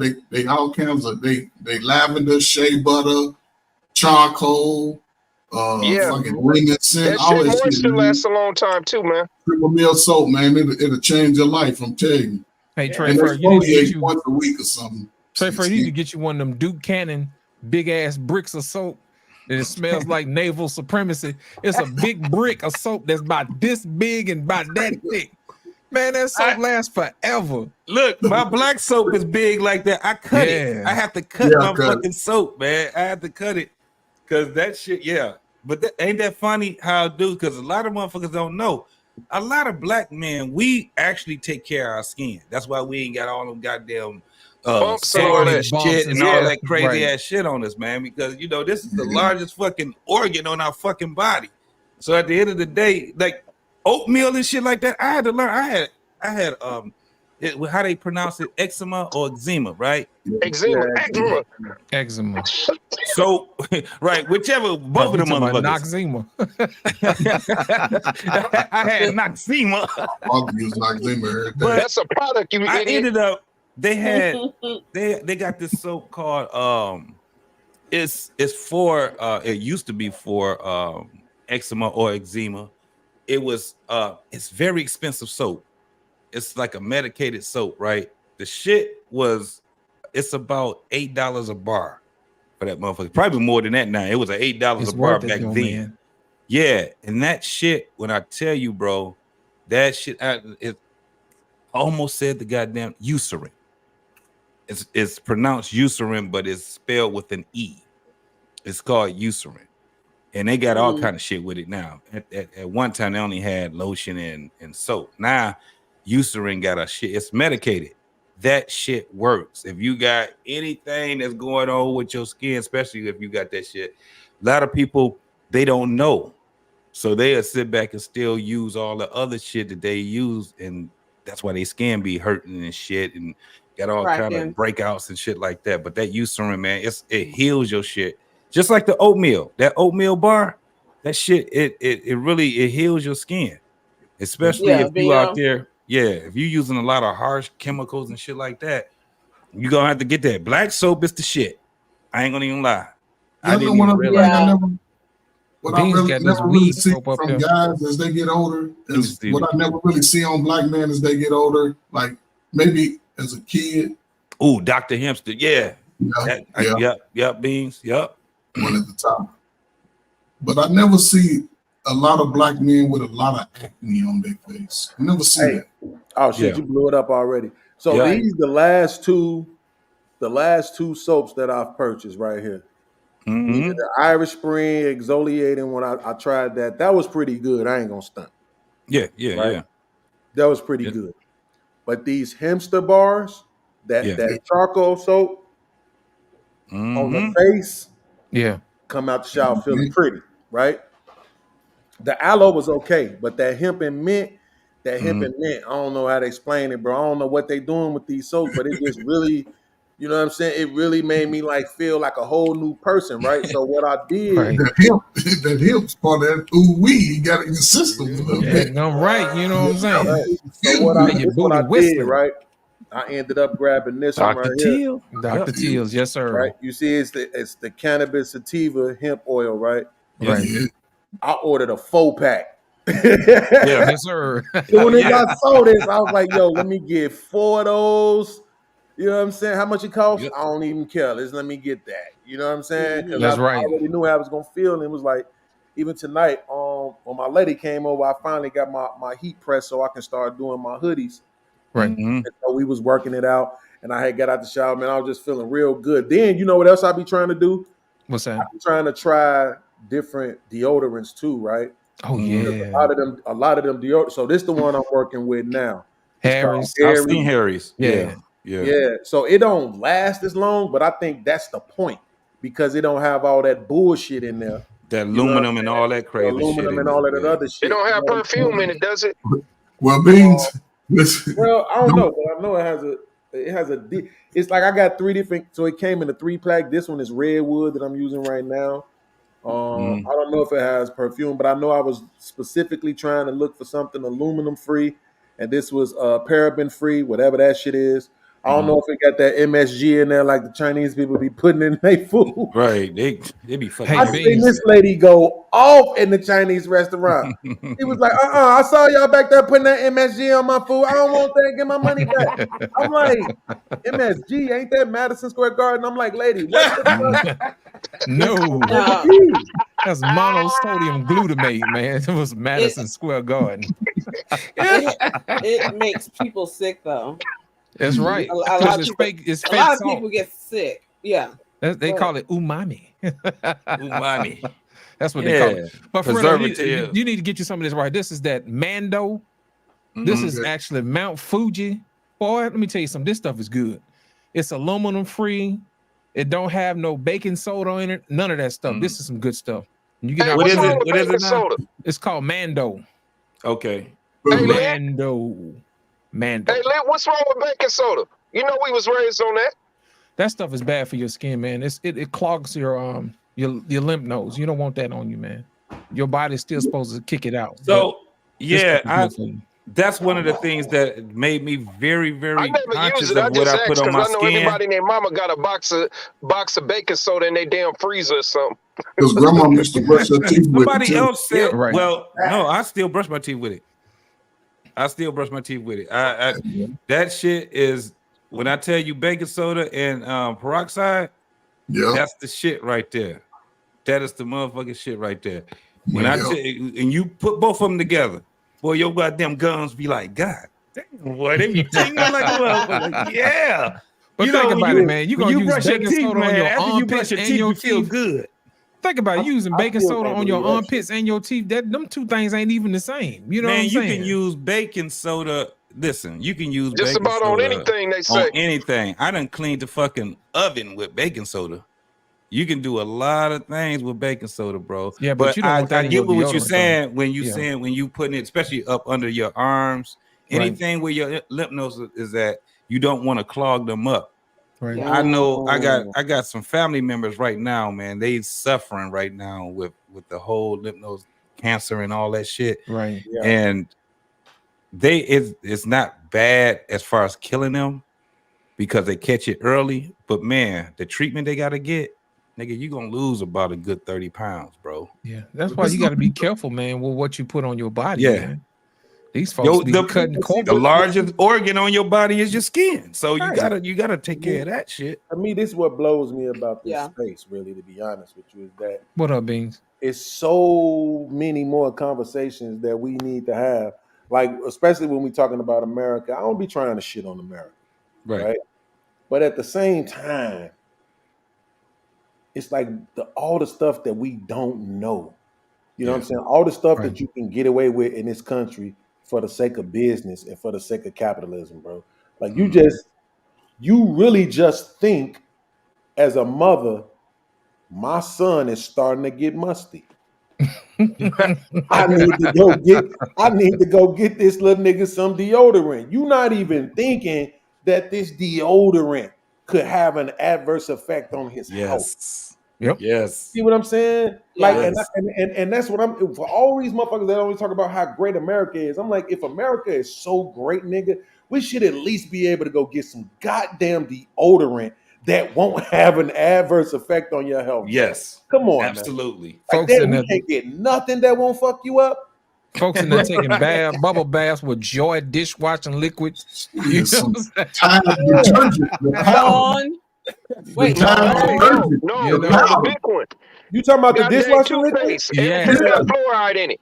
Yeah. No. Hey, I'm talking about the palette detergent. You push your hand around it. Now this is the thing. Dawn is that's the safest that you can get. Dawn is the safest.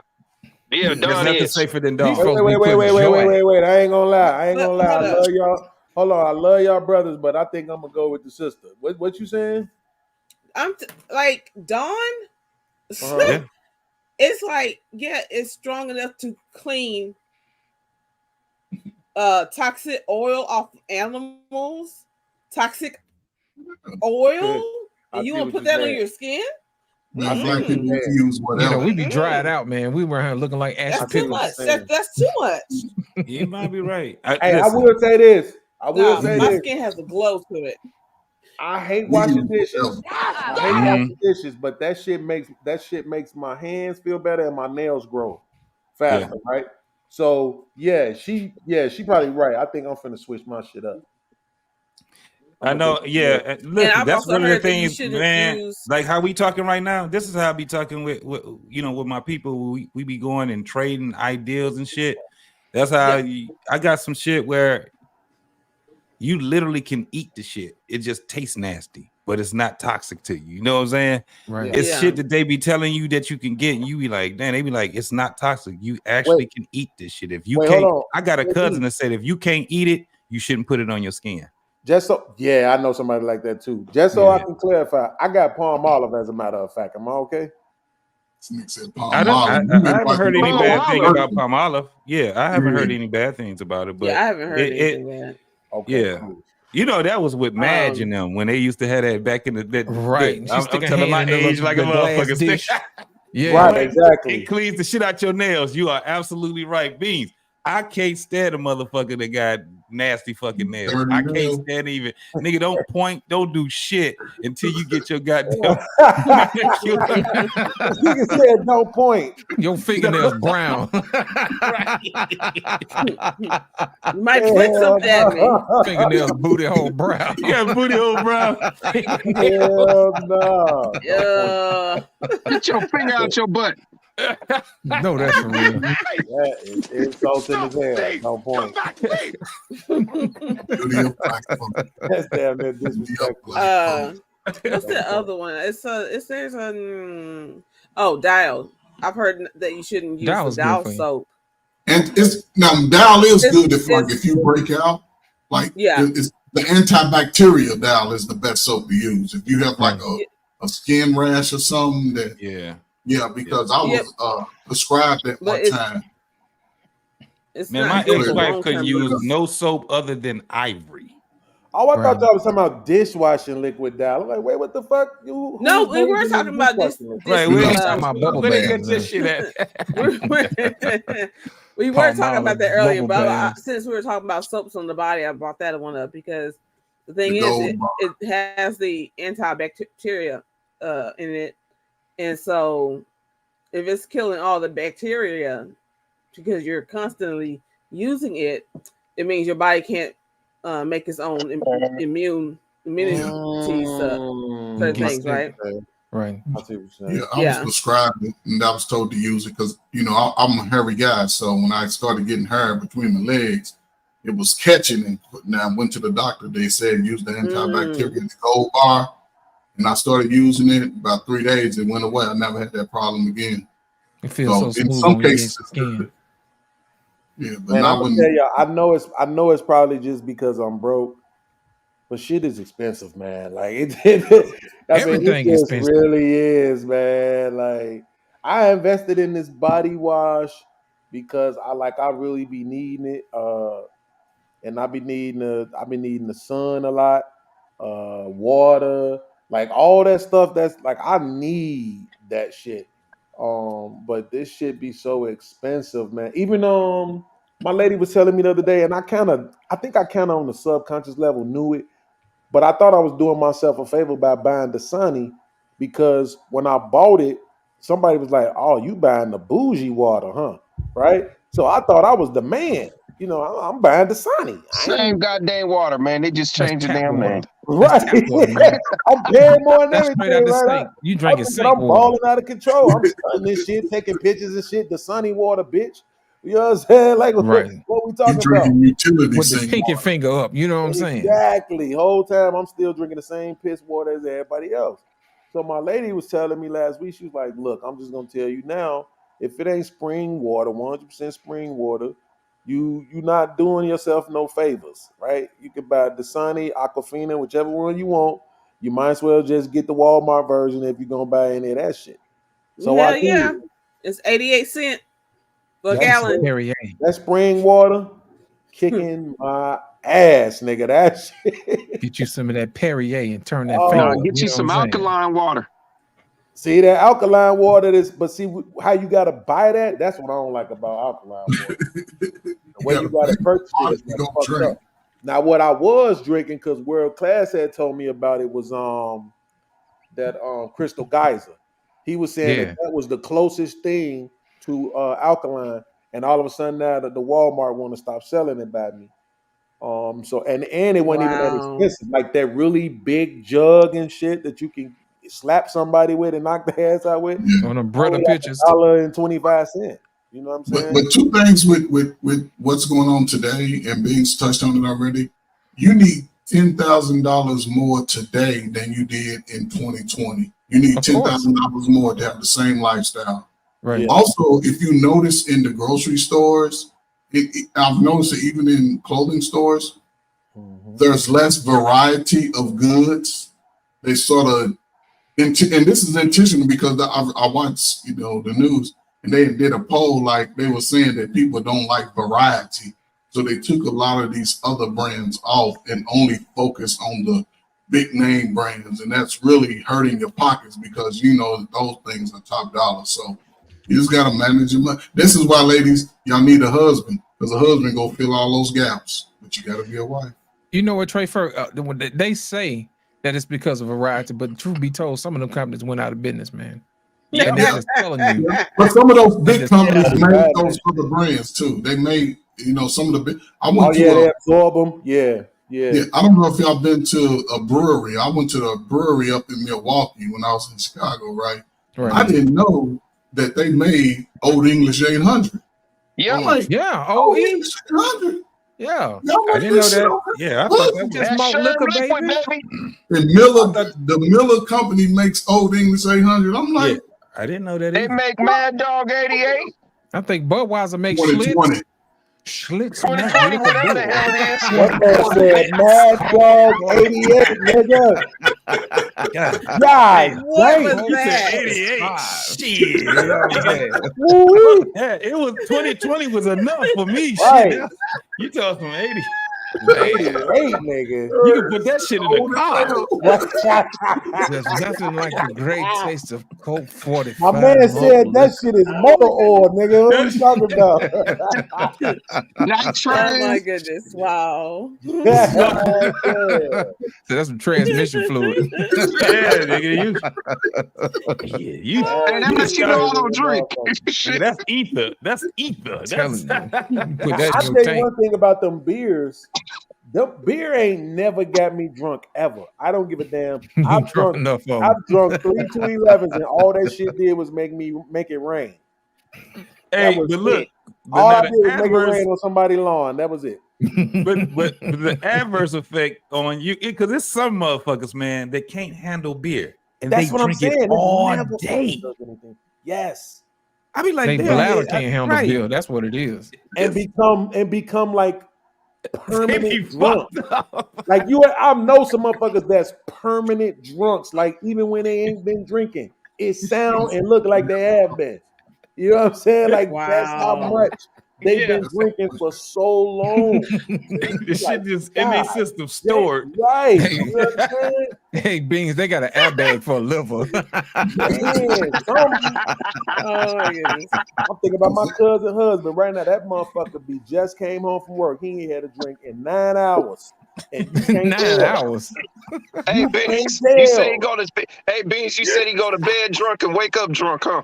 Man, listen, can't- eyes be bucking shit. And always, you know how they always closing and shit and opening real slow? When Yeah. like they blink really slow and shit when they real. Boy, you don't even know he was out there last night and them motherfuckers. Like, nigga, where the fucking bottle at? I ain't even started yet. Are you sure? And got him a slit malt liquor IV. With the drip coming down. You know what I'm I saying? ain't even cracked this shit open yet. You right. Hook the Malt bottle up and put the liquor drip in IV there. is hilarious. Nigga. That That motherfucker blink is funny slow. than a motherfucker. Put that slow drip They on do. there. You know what I'm Them saying? motherfuckers God be blinking slow as dang. fuck, man. And always got that little grin on their face. It's, Lit malt liquor IV.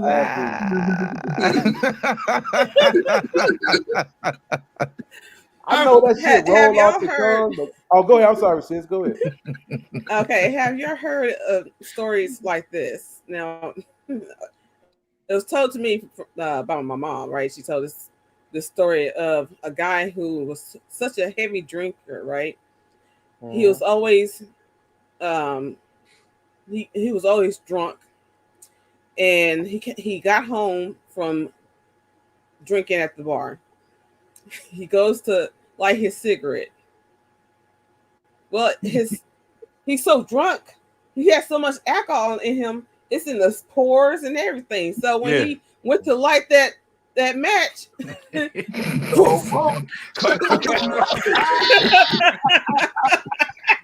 What is the goddamn Fantastic Four here? the fire department Blame came on. in. Wait, the fire department comes in and there's just a burnt body. Like the rest of the house did not burn down. Spontaneous human combustion. You know? Yeah. yeah, I done seen. Yeah, you can you can smell it in their pores and shit like that. It's like they. That's when people be like, man, he smell like an old man. That be them old ass man. They've been drinking since they was fucking teenagers, and they old as fuck. They don't stop. It's like if they do, it's over with. It's a done deal. Yeah. I seen a motherfucker pass the That fuck happened to my out, uncle, man, man. because he was trying to stop drinking. We was like, you can't. Don't hold him up with the bill. Wait, he That was my passed father. out from not drinking? Yeah. They would drink seize so up. much that it's like once they get sick, the doctor be like, if you take them off of it or if you make them cut cold turkey, they're gonna die. They're gonna die quicker. Once that liver gets affected, then you have to sort of have that in your. That was my father. Listen, my father, man, he was one of the best functioning alcoholics I knew. Mm-hmm. He would get drunk and go to AA. He would get drunk to go. I know some But of he them went folks. to work every day. My father would go to work every day. Yeah. And I'm like, man, how you do it? He had friends that actually passed away because they drank too much. Yeah. His friends did. You know, And- but it's then- crazy because it's like they end up making it a ritual, right? That's why when you see the cats they be hanging out probably on the porch. It's like they do it every day, or they be in front of the liquor store. It's like they do it. It's a ritual that they do. Yep. Right. But this is what's crazy. They start dying off. So it was 7 of them motherfuckers. And then it ended up being 5. And then it ended up being 4. And then it'd be 1 motherfucker left.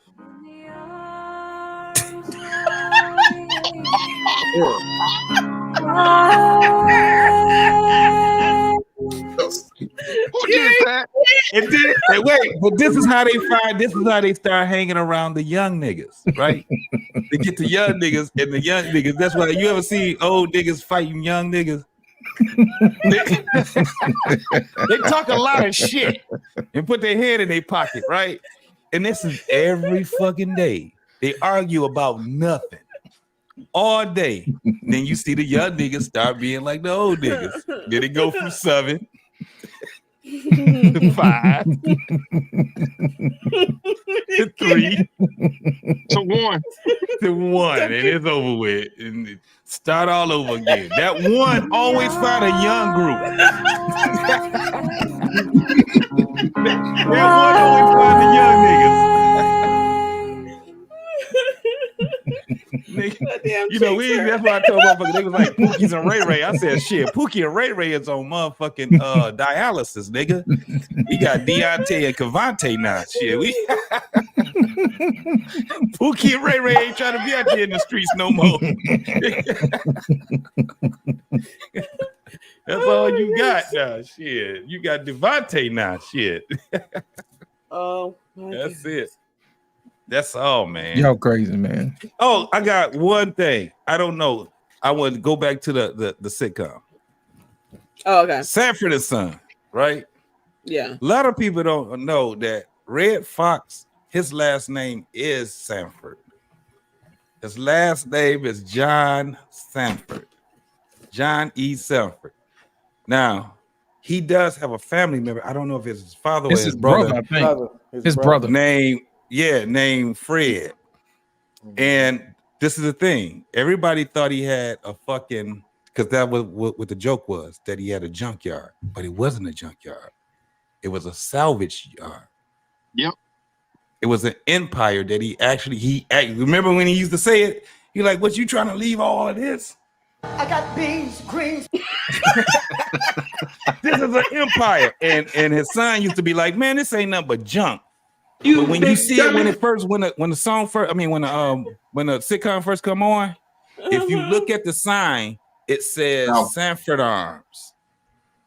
That was the hotel. Yeah. Boom. It was he had a hotel right next to it had a lot of value. That's why you would see certain times where you have millionaires used to try to come and buy it from them. They'd try to get it, and Lamont be like, Pops, they asking for a lot. That's a lot of money. And he'd be like, I'm not selling my damn empire. And they'd get mad at him. You big dummy, right? He was like, you don't know. And that's why he was like that, because Lamont didn't understand it. He didn't know. He was like, no, this is Sanford Arms. This ain't no junkyard. This is a salvage yard. I didn't know anything about salvage yards until I started understanding that this is why they got Salvation Army. This is why they got all these other places. A salvage yard sells antiques. That's what he say. What he say? This is antique. And Lamont used to say, it's junk. hey, JT, did you see him in that interview when he talked about the show Sanford and Son? Yeah, I saw it. Yeah. Man, he was a cold piece of work. Yeah, he was definitely cold. Everybody that was on that show was his friends. They all was his friends. Every one of them. Slappy White, Lawana Page. You had, remember Bow-Legged Lou? Yeah. The bald head man that used to, all of them can. That's Scratchman Crothers. Almost every one of them can sing, including him. They all sung jazz. LaWanda Page was a jazz singer and a stand-up comedian. Slappy White. What's the other? Grady, the dude. Grady was a stand-up comedian. Woodrow. I am tired of being a cream puff. Woodrow is still living. The guy that played Woodrow. Yeah. The drug. He was. I am tired of being a I think cream puff. He's like a professor or some crazy ass shit like that. Yeah, he was a smart guy. He was real smart. Yeah, something in education.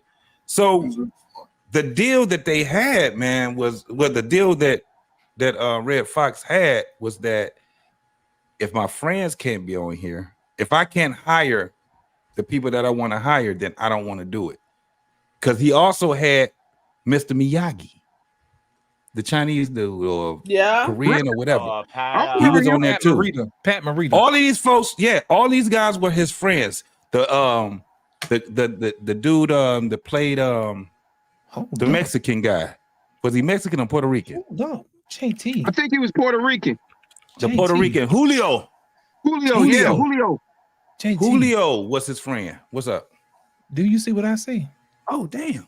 I see a super chat from RBN. It says, hello, JT. What's good, Baz? You know what? And for that, go ahead and rock it. Back. For that, I'm going to give it to you. Here comes the money. Here we go. Money talk. Here comes the money. Oh, the money is back. Remember, oh, yes. Come on, y'all. Hit the super chat. As Freeze would say, hit the super cap. Do what you got to do. Oh, it is back. God, yes, sir. Damn, yes, boy. Sir. Hold on, let me put something on the tab too. Hold on, I'm gonna get this thing flowing, man. Hold on, let me put something on the Black tab. man, you back, boy? Yes, sir. He did say they was bringing him back. That's what's up. So BMU's out of jail then? Yeah, he out of jail. Yeah, shit. Hold on, let me put some money on the tab. It may not last long as bad as we be acting sometimes. Shit. Bite your tongue over there. On the tab. Hold on, wait a minute. So be good, JT. No, they got him on some bullshit, dog. Trust me. It had nothing to do with what we be talking about here. It was some bullshit that happened. But I'm glad he's back. Matter of fact, I'm gonna have to go ahead. Shit, I'm on the show and I'm gonna have to go ahead and put it on there. I'm finna put something on it too. Hold on. Absolutely. It must have just happened. It did. It right did. At midnight. Right at midnight. Hold on. Let me put something. Oh, yeah. Okay. It ain't midnight. It's 10 o'clock my time. Oh, that's right, y'all East Coast. No, it's midnight over here. Oh, it's 1 o'clock by me. Hold on, let me commercial break. I don't want to hear all that. I gotta put some money on the tab, man. Coming out to shoot. God damn. And I appreciate you, my man RBN, man. Ooh, damn. Oh, you already know what it is, boy. Yes, yeah, somebody just said 100. He dropped. Hold on, we got to give him something special, man. Oh yeah, you tell already know. RBM I need a loan. Since he's sending out money like that, I need about a couple of hundred. Tell him send it my way. Hold on, wait a minute. Yeah, you got to put it on the playlist, big baby. We got to put it on. He said, wait a minute, wait a damn minute. This is a course for celebration. This show is. Yes, sir. Yeah, that's dope as fuck, man. Come on, we gonna go to sleep by the time you get Here we go, y'all. Here we go, y'all. We're gonna give him white chocolate.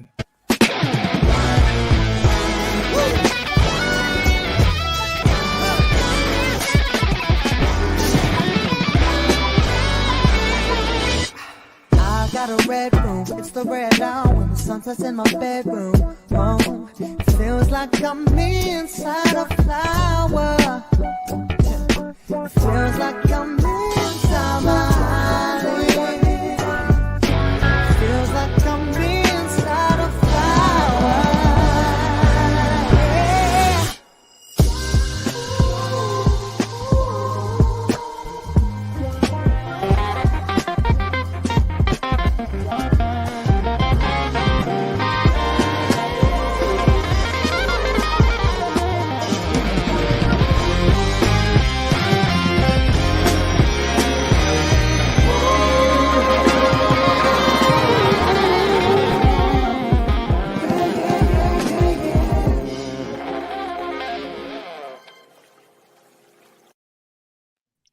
And we yes, back. Sir.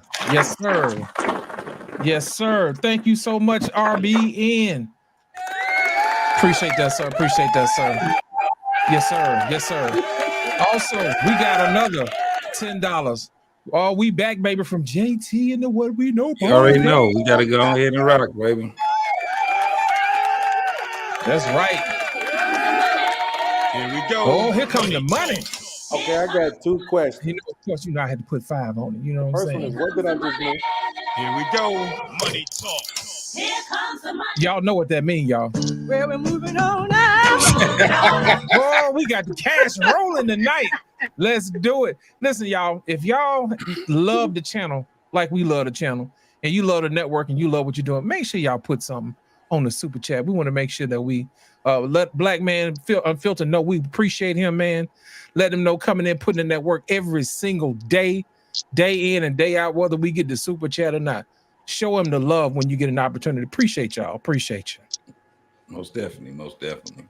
Wait, somebody was saying something. Was that you, Beans? Yeah, I said I had 2 questions. One was, what did I just miss?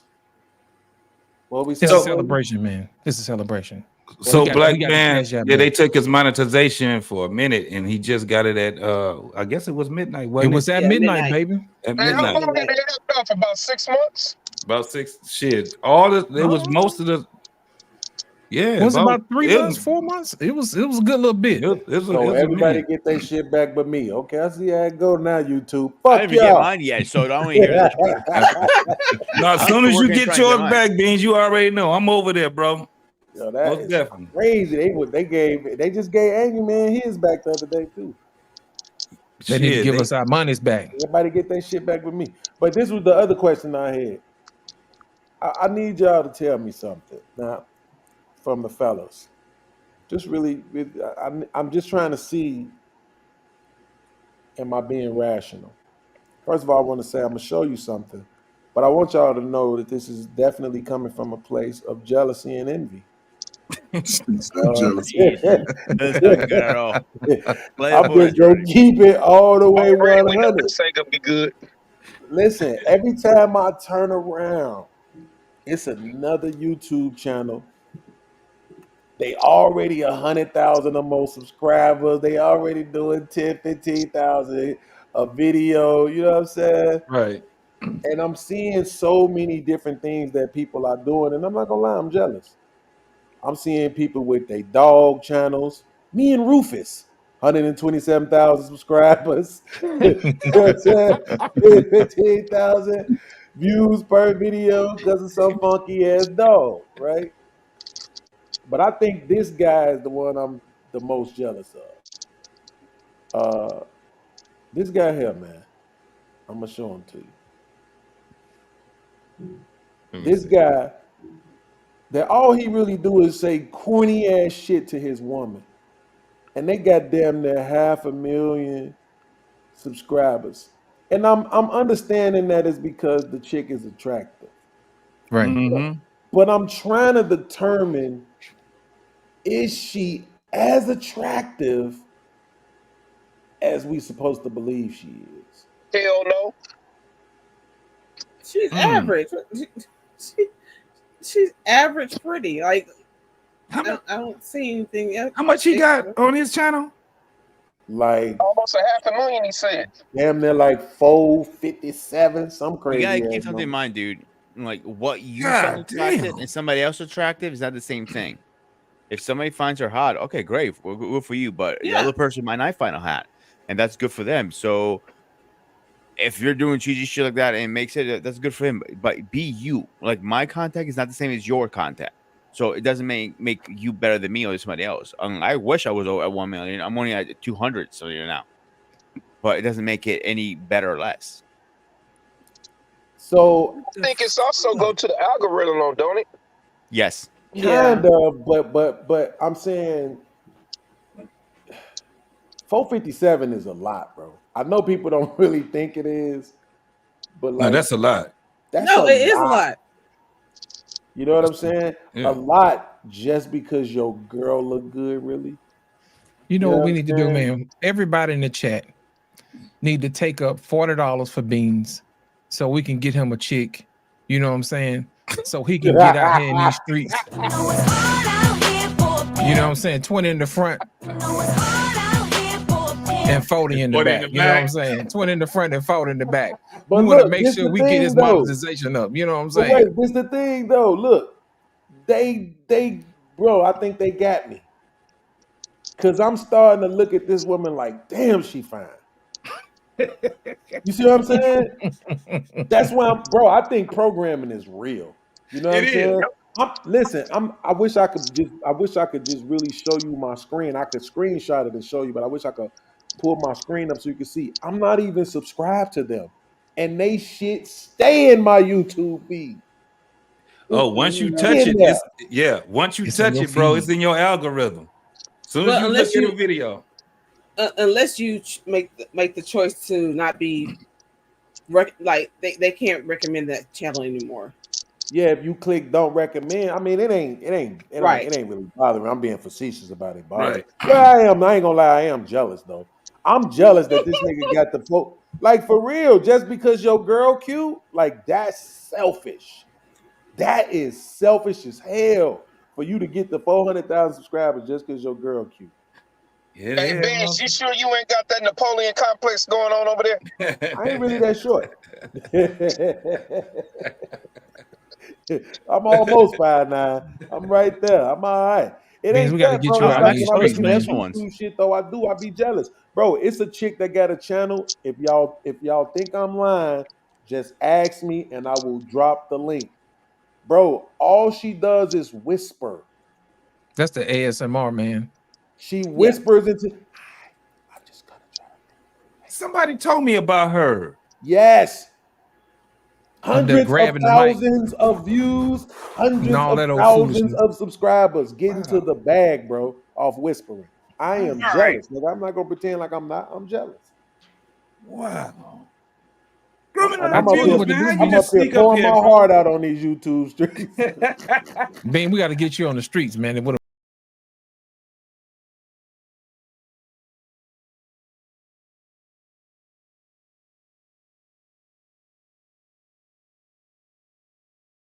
I'm like, these motherfuckers, what is going on? Now I ain't gonna lie, I'm subscribed to the Whisper chick though.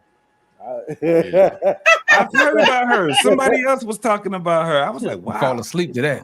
Yo, her motherfucking body is crazy. Oh my God. Her body is amazing, nigga.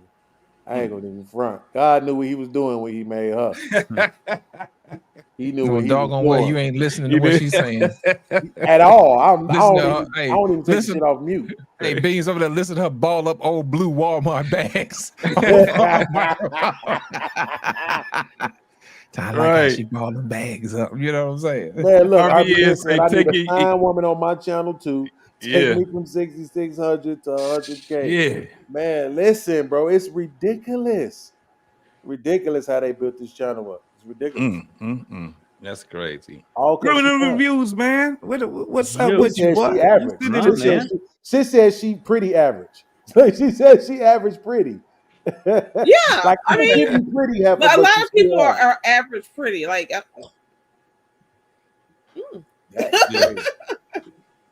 hold on, we got another super chat. That's for sure. She ain't got no body. We got another super chat. We got another super chat from Lady Navore with the $4.99 super chat. She says, "Oh, we back. This is a good day, and we still live. 41. Let's go, JT, and also Lit BMU panel. That's right. That's right. We're gonna give us some money. Here comes the money. Oh, shit. Here we go. Money talk. Here comes the money. Thank you, Lord, Lady Navore, for your $5 super chat. Appreciate you, darling. And celebrating her birthday on top of that, man. And thanks for happy birthday. Shout out to the Aquarius. All Aquarius, shout out. Happy birthday. Cancer. Hold on, wait a minute. Hold on. Speaking of the man himself, ladies and gentlemen, put your hands together for the one and only Black Man Unfiltered. Oh shit. You back, boy. Come on, Black Man Unfiltered. Grace us with your presence. It made the Grizzly get up. That's right. We had to wake him up, man. He woke up out of bed for that. What up, BMU? Man, what's going on, y'all, man? Hey, I just wanted to hop on real quick. You know, I don't like to interfere with my guys when they're working, but I did want to say thank you, man, to everybody for coming up tonight. Also, thank you guys for the cash apps, and also for the super chats. We back in business. Yes, sir. Back in business, baby. Yes, sir. Yeah, we've been down since what, November? Something like that, man. Yeah, November. So yeah, we back in business, man, and we know who to, talk to and who not to talk to. Yeah. And yeah, man. And so I just want to thank you guys. I appreciate you, man. Y'all know I love you. And grooming and reviews, don't start that shit. Hey, I thought Grizzly Bear sleeping at this time of night. What you doing up? Hey, you know what? I was, the grizzly bear. I was hibernating, but then I saw an elk running across the grass, and I named Scorched Earth, and I had to get up and see about it. So, you got to remember, when it comes to scorching the earth, ain't nothing left. Hey, you know what I'm saying? Hey, you are looking like an anorexic Martin Luther King over there. So I just wanted to make sure we. Well, he did have a dream, but he still sleep. Well, I got a better one for you. He did have a dream, but a cannibal from BMU blocked the dream. Yeah. Hey, now I do want to the Cash Apps to Lady Navoa. Thank you so much for your Cash App, sweetheart. I appreciate that. And I appreciate RBN for sponsoring the show tonight with the $100 super chat. And What We Know podcast, man, hit me up for a hot 20. I see that. Who else was in here? I want to make sure I get everybody, man. That was the 10. That was a 10. Okay. Hey, I get you BMU when I get my welfare check. Okay, all right. And you start making all them kids, you might pay all their child support. Lost in translation. $5 lost in translation. Thank you, man, for the $5 super chat. My brother RBN had a $5 super chat as well. Other than that 100. So, man, thank y'all, man. I appreciate y'all so much. I really do. Man, we want to say thank you, man, for putting in the work and not folding like a tent. You know what I'm saying? Letting these folks know. But I want to let you know we appreciate you, man, for everything you're doing. And yes, we're gonna mess around and make you shed a tear, sir. We appreciate you. Hey,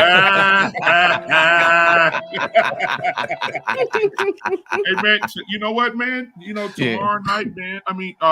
Tomorrow night we got Dr. Nkumbe, but on Friday, man, we're going to have a really important show on Friday. I don't know if you guys saw the title for Friday. But I think the title of the show for Friday is going to be Dear Black Man, we don't give a shit about you. Signed, the Black Woman. So we'll talk about that on Friday. Well, hell, that should be the title for every night. Yeah, you're right, buddy. You're right. I can't wait to see what you got pushing this. See, that's what y'all don't understand. Black man always got something pushing that shit. Absolutely. And you like, oh, hey, BMU. Yeah. Hey, is Moses going to be on there? Moses will be there. He still has 18th century arthritis, but he'll be there. Okay. Yeah, I appreciate it. And, I like to have a little fun with you guys. You know why I'm here. And so I just wanted to say, first of all, going to Dingaling museums. Yes. He said, baby, you just got friendly pussy.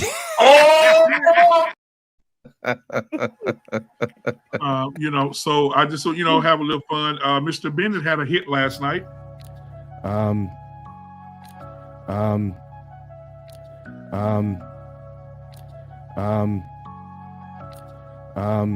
Again, look, I'm not one to step out.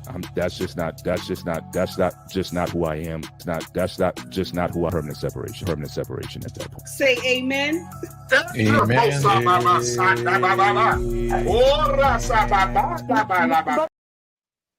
Oh, I am so texting him tomorrow morning and breaking his balls. Mr. Bennett looked like he had Down syndrome up there, man. You know you wrong for that. Finally got him. You finally got him. I finally got him, and I just want to say this to you, Scorched Earth, Clement. This is you keep talking, man, and you shut the fuck up.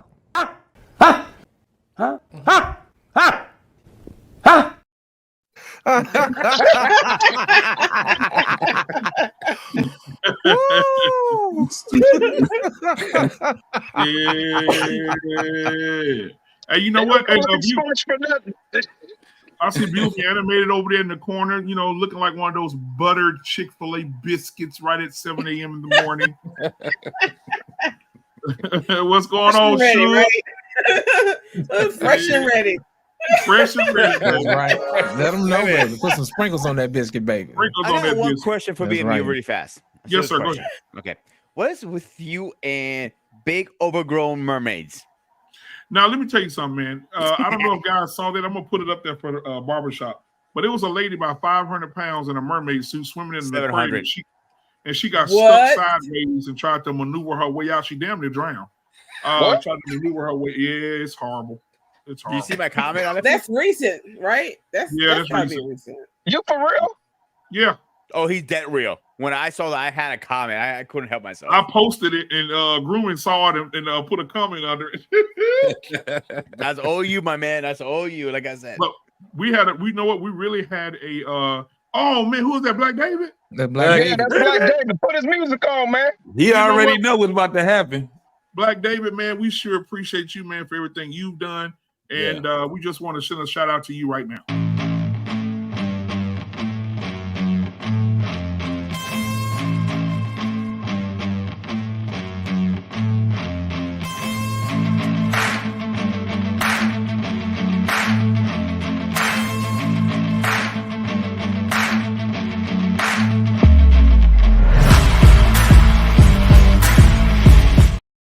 All right, that was for number one.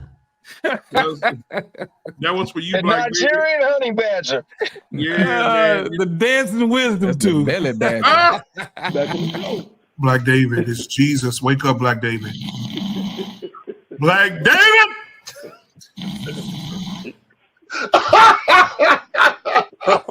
Oh Lord!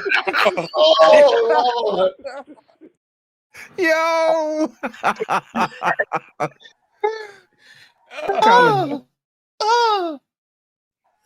Come on back, Just Juicy. Hey, the only one you missing is Mandrell, man. That's it.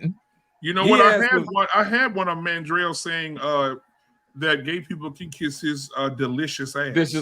Oh my kiss goodness. my delicious ass. Yeah, so I'm definitely gonna bring that. I think I still got it on my my rack. Whatever.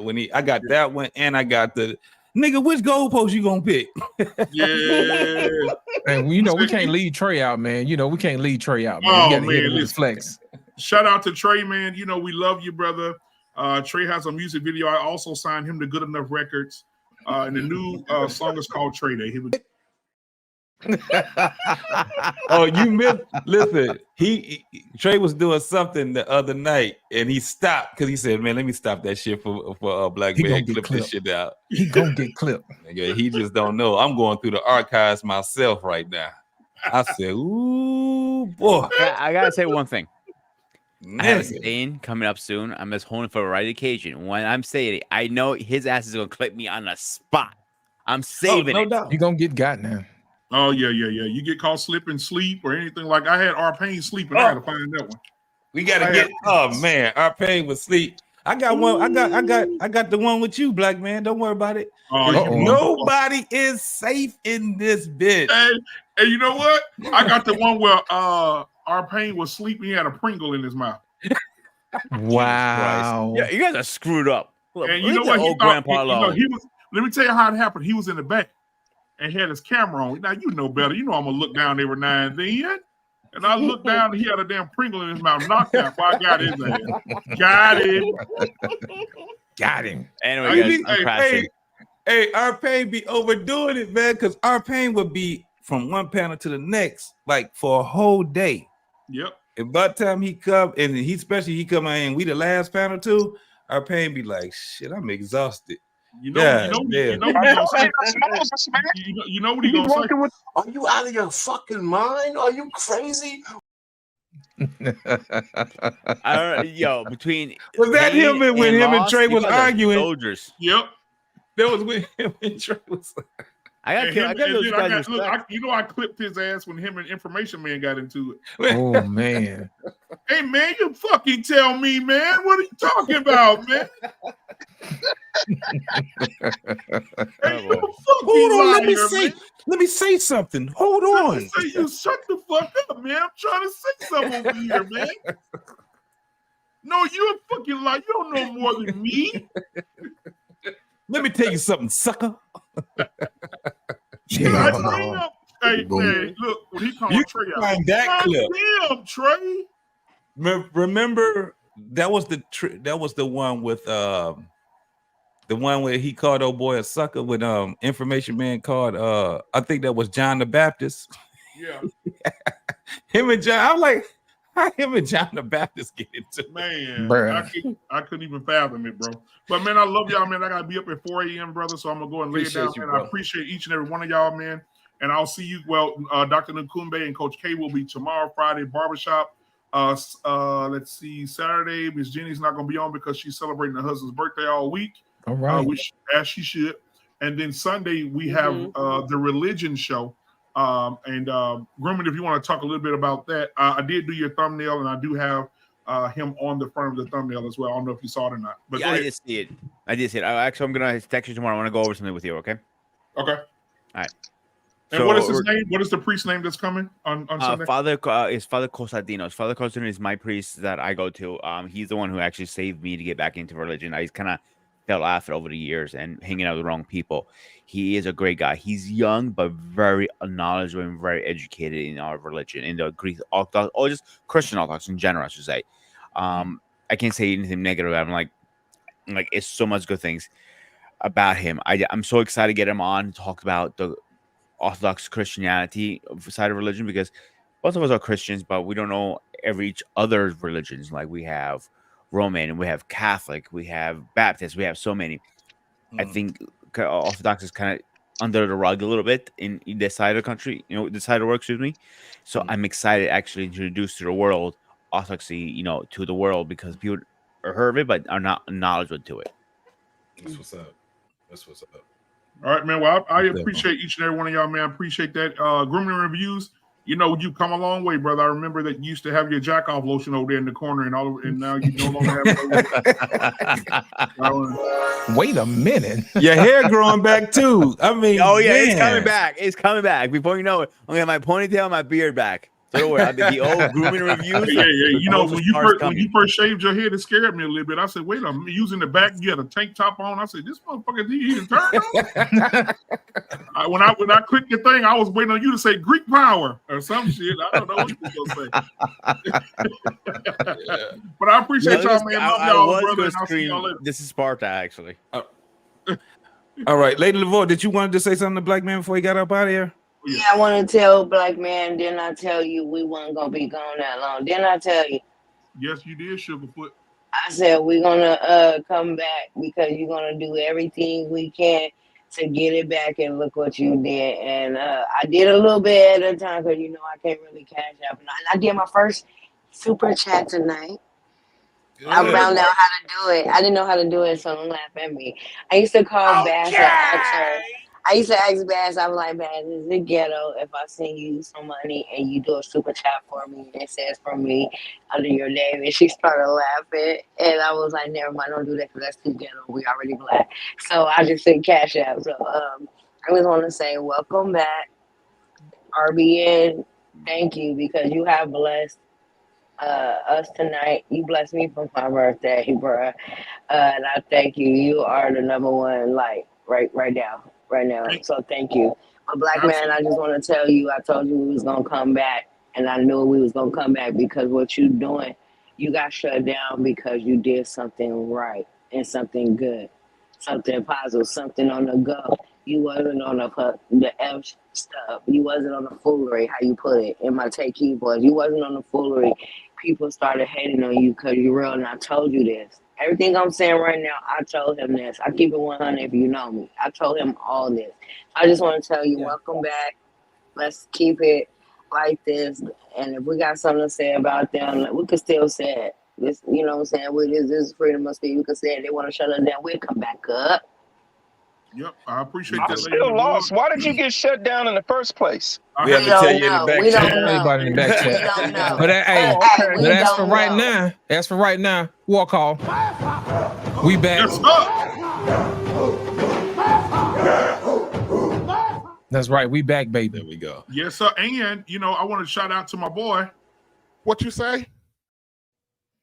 Man, thank you. What I said was, brother, thank you again, man, for sponsoring the show tonight. I appreciate your RBN, brother, always being supportive. Yeah. I know you at the plantation tonight, brother, and I know you probably be here if you wasn't at the plantation. But I appreciate you, man, and man, love all y'all, man. Most definitely. And even with Good that night. said, man, listen, we Love all you about to too. get the hell up out of here because I know Yeah. a lot of us got to work or get up and do whatever we got to do in the morning. Look at Trey. Listen, give me 6 more years and I'm going to be with you in our pain, And me. enjoying, doing what the You hell I gonna be want with to me do. And too. Lady DeVoe. Okay. JT, whoa, question. I thought you were already past their age. I thought you Y'all were. confused. You I'm gone. confused. You know, y'all ain't finna gone. long stroke us tonight. Ladies and gentlemen, Yes, sir. have a Never good evening tell of it. and good night. Thank you. Peace out. Subscribe now.